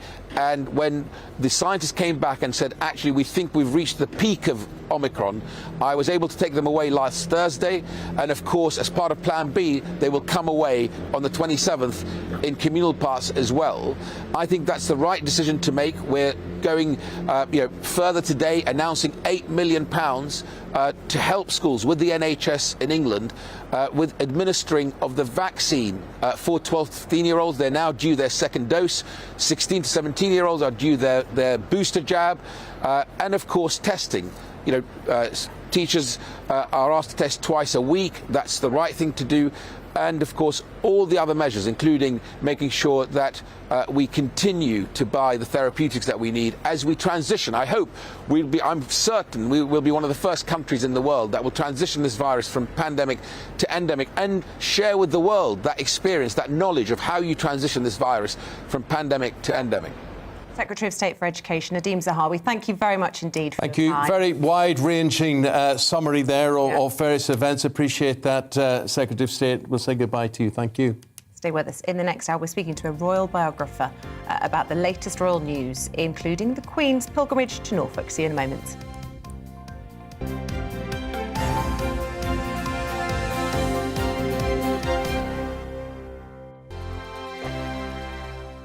Hello there, I'm Eamonn. And I'm Isabel. And you're watching the GB News digital stream across the United Kingdom. And around the world. If you're here in the UK, you can also watch us on your TV screen. GB News is Freeview channel 236. On Sky, we're channel 515. 626 on Virgin Media. Just remember, you might need to retune your TV to watch the channel. Yeah, and if you are doing that, find out more about retuning by going to gbnews.uk. Join my show Farage, 7 p.m. till 8 p.m. Monday through Thursday. And there you will get opinion, analysis, debate, and I'll cover stories that nobody else dares to touch. And then for the last 15 minutes, talking pints. We're over a drink. We have a civilised conversation with someone. We very often disagree, but we do it in a grown-up way. Come and join me on Farage.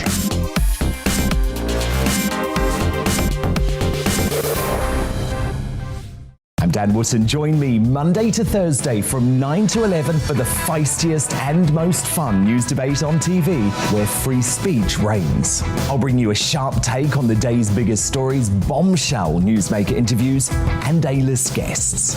And I guarantee you, no spin, no bias, no censorship, and no reason to go to bed. That's Dan Wootton tonight, Monday to Thursdays from 9 on GB News. Hello there, I'm Eamonn Holmes. And I'm Isabel Webster. And we hope you can join us for Breakfast with Eamonn and Isabel. You make me laugh out loud, belly laugh. Is that important first thing in the morning? Yeah, absolutely. And there's me trying to be deadly serious. News is a serious business. Yeah, I have to rein you in sometimes. Well, it doesn't stop us laughing at it. It doesn't stop us having an opinion on what's going on. Yeah. And it certainly will not stop us reflecting what you think. Weekdays from 6 to 9:30 on GB News.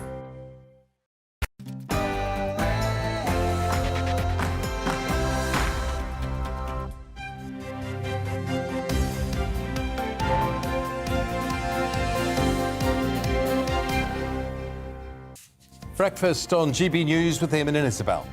It's 9 o'clock on January the 24th. Thanks for joining us from wherever you are, all over the UK. We're on your TV and on your radio. Good.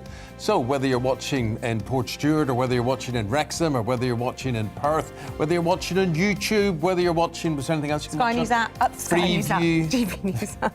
GB News God, I was there a long time. Nice way to write your resignation, Isabel. You put me under pressure.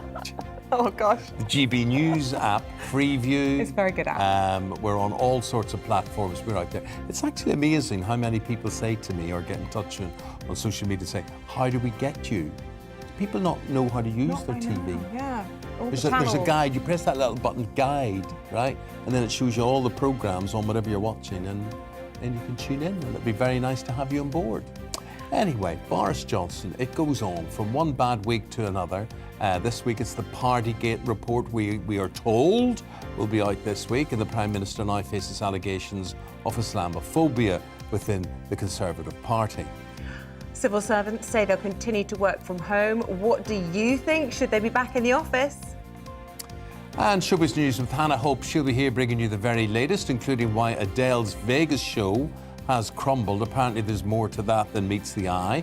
The latest on Katie Price and the backstage gossip from the set of Dancing on Ice. Sounds all very good. Do join in our discussions this morning. Email us gbnews@gbnews.uk or tweet @gbnews.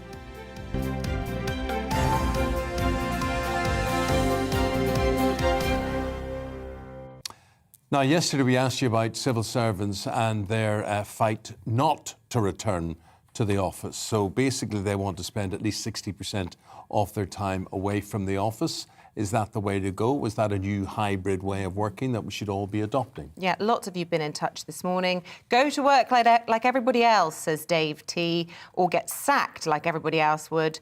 That'll fix it. They used to say go to work on an egg. Did they? That was the advert.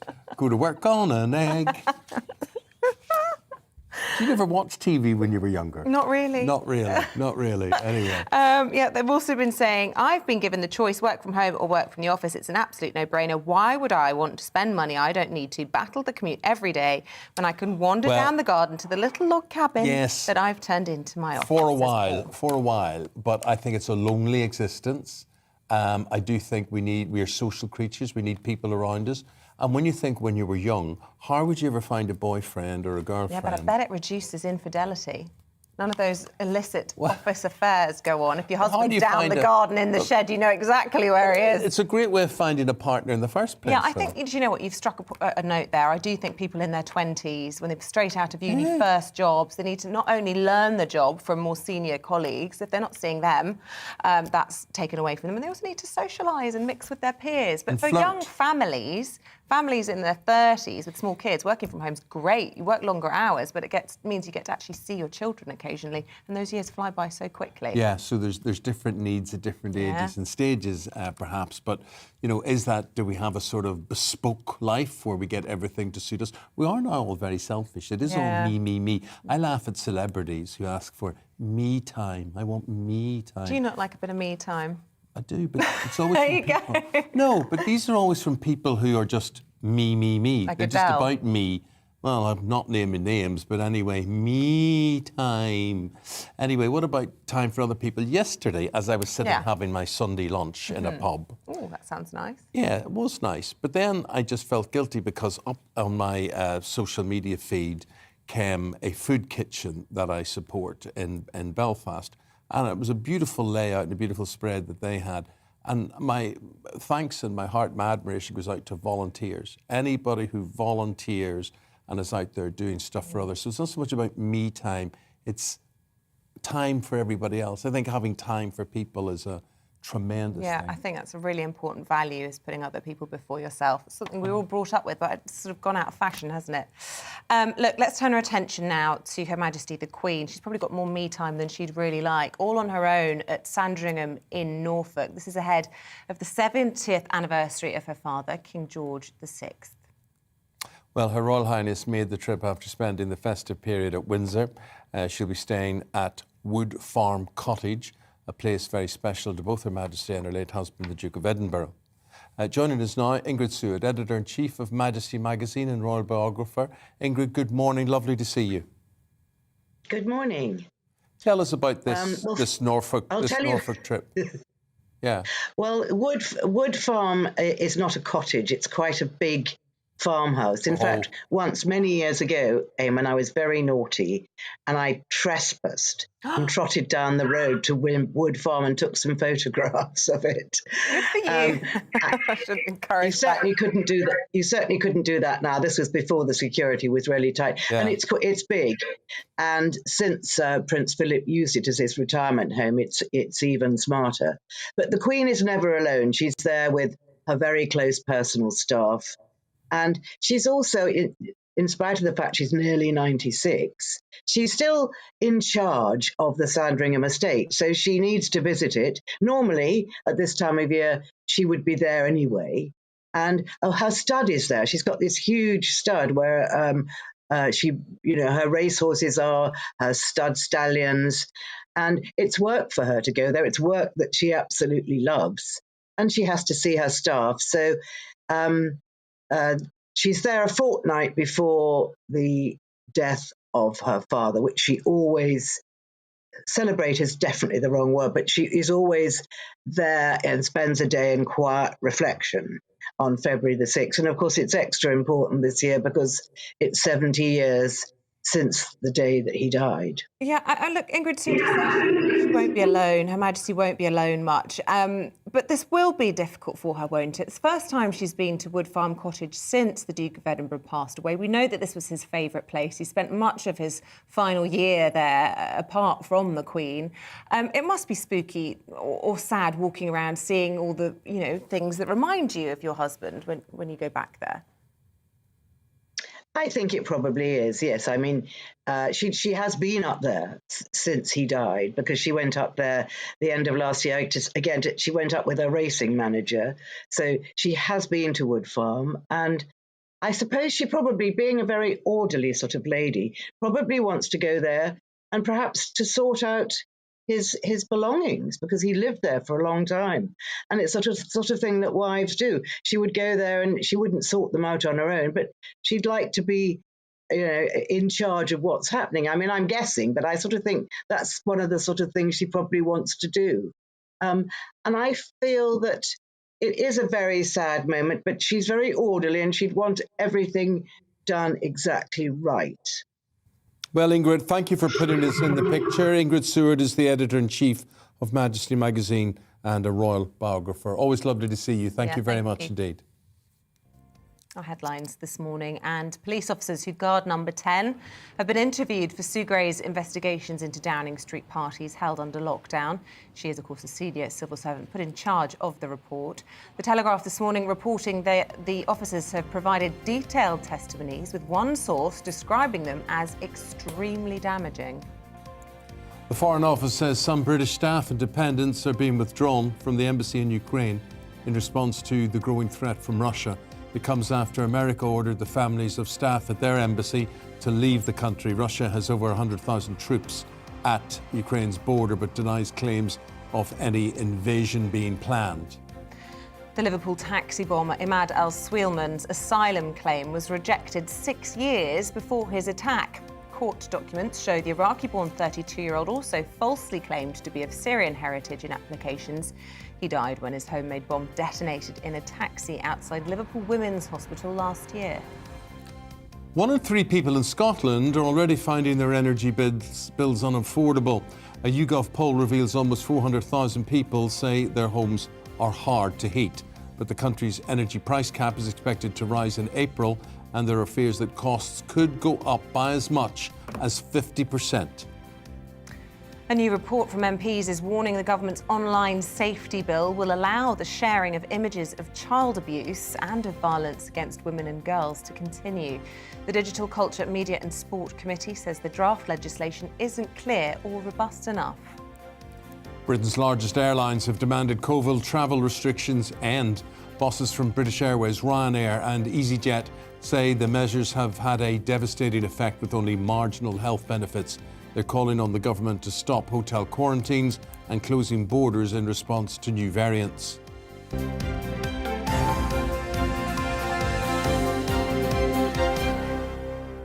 This whole cost of living situation and what it actually means. We can report about it, we can read it from newspapers, whatever, but what does it mean to you? Well, today we are out and about in... Oh, don't ask me to say it. I've forgotten the name. Cottingham. Cottingham. It was like Ozzy Ardiles, and he used to sing that song for Spurs and play for Tottenham. This is Cottingham. You've got a song for every occasion. One for every occasion. This is his, Let me out my misery. The biggest village in England, Cottingham. Let's go to Anna Riley, who's there for us, finding out your views on today's news. Good morning, Eamonn and Isabel. And if you're a local, you pronounce it Cottingham, if you just want a pronunciation there. So yeah, we're in Cottingham and we've been out and about speaking to people all morning about the top news story, the rising cost of living, and what it means to them and what matters to them as well. And we've spied here a camera shop, so we're going to give them a knock on the door because I can see the light looks like it's open. See if they are happy to have a little chat with us about what it means to them. Here we go, we've got someone coming to the door. Good morning, we're from GBNews, my name's Anna. Are we all right to pop in and have a word with you this morning? Thank you very much, thank you. And what's your name? Cliff. Cliff. And what do you do here, Cliff? I'm the owner. Great stuff. And what is it, your business, it looks like? Kodak Express? So we develop films. Well, any people bring the phones in, take the pictures off the phones, that type of thing. Canvases, picture framing. Great stuff. And the top story today that we're talking about is the rising cost of living. So bills are going up. The government are potentially looking to reduce VAT to try and help out. What has the rising cost of living done for you in your personal life as well as your business life? It is quite difficult to make ends meet. Everything's going up. You go food shopping's going up. Just even in the shop, just everything that you buy is like 20% more, 30% more, and it's not just once a month and then the next month you get another letter, price increase all the time. And what's that doing for your customers as well? Do you fear that people might think it's not essential for photo printing here? Well, I always think that this type of thing is quite a luxury thing. People might need things, and we do things for funerals, so obviously now and again, but people think that, oh, I'll get that done, but if I ain't got any money, it can wait. And what matters to you here as well? What's the important topics for you? Generally, I just want to survive again. Start making money. That's the thing. Basically, we're all in it to make money, but just as long as I don't have to worry about price increases all the time. Generally, I don't really want to pass all them price increases on to my customers, but at some point it's going to have to be, because I can't carry on staying in the losses when things are going up all the time.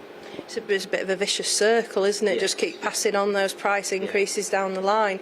And it's been mentioned that Cottingham, it's England's largest village.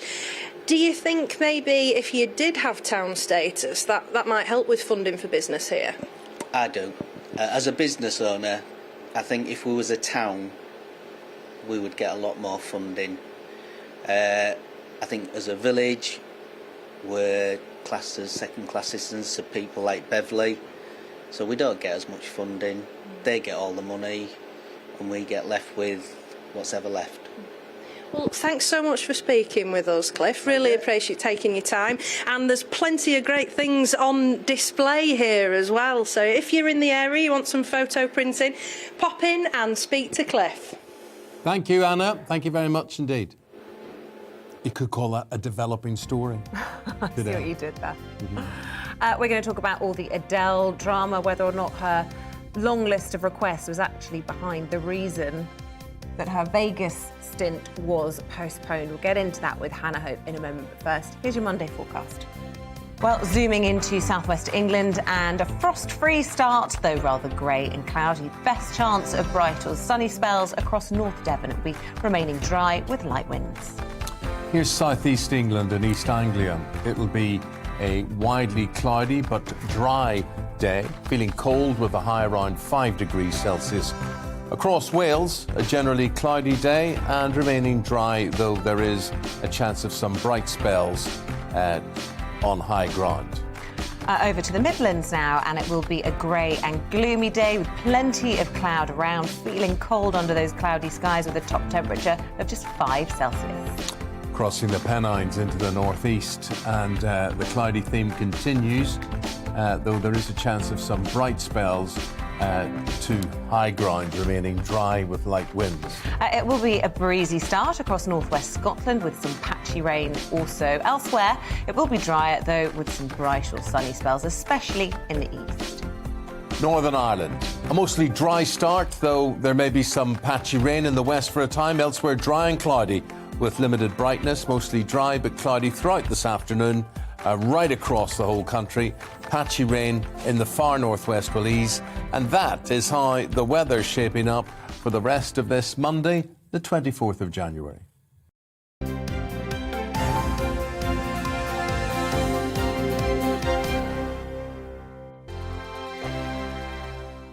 Hello there, I'm Eamonn. And I'm Isabel. And you're watching the GB News digital stream across the United Kingdom. And around the world. If you're here in the UK, you can also watch us on your TV screen. GB News is Freeview channel 236. On Sky, we're channel 515. 626 on Virgin Media. Just remember, you might need to retune your TV to watch the channel. Yeah, and if you are doing that, find out more about retuning by going to gbnews.uk.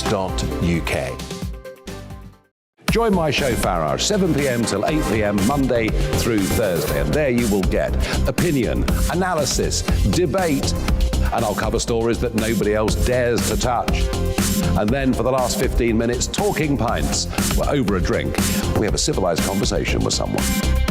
We very often disagree, but we do it in a grown-up way. Come and join me on Farage.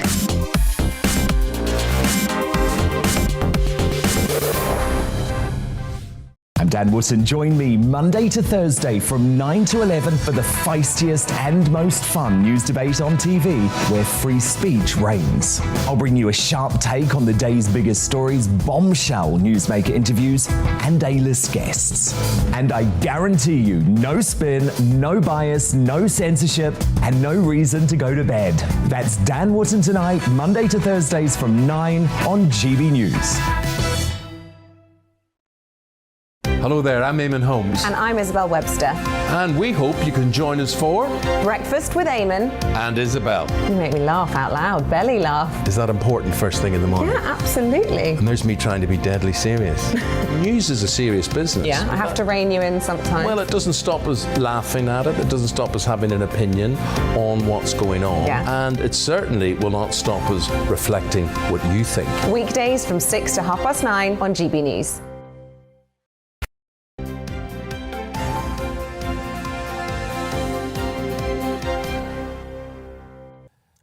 We're going to bring you all the showbiz news as it develops this Monday. I think Monday's a good day for showbiz news because you've had your TV binges over the weekend, and now we're here with Hannah Hope, the entertainment editor from The Sun on Sunday.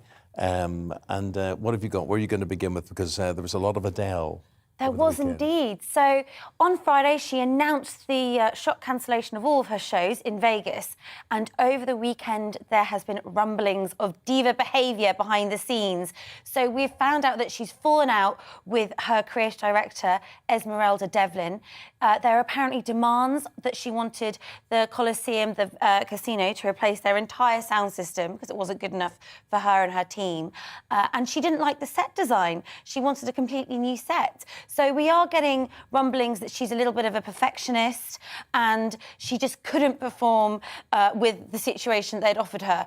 But I just think the show's got to go on. And she's been in this industry long enough to know that sometimes things aren't always perfect, but you've got to give the fans what they want. Do you know what I always think is that people are so quick to write people off as being aloof or a diva. People want to believe that. I really do think the tall poppy No, I don't. I syndrome. totally disagree with you. I think people don't go. want to believe that. And to use that Jack Nicholson line is, you can't handle the truth. People have perceptions of the people they love and they don't want those ruined in any way. Now, I'm not saying I have no insight to Adele here on what's going on, but I would say if you knew, I would say most people I know in telly who are sweet and lovely and whatever are anything but.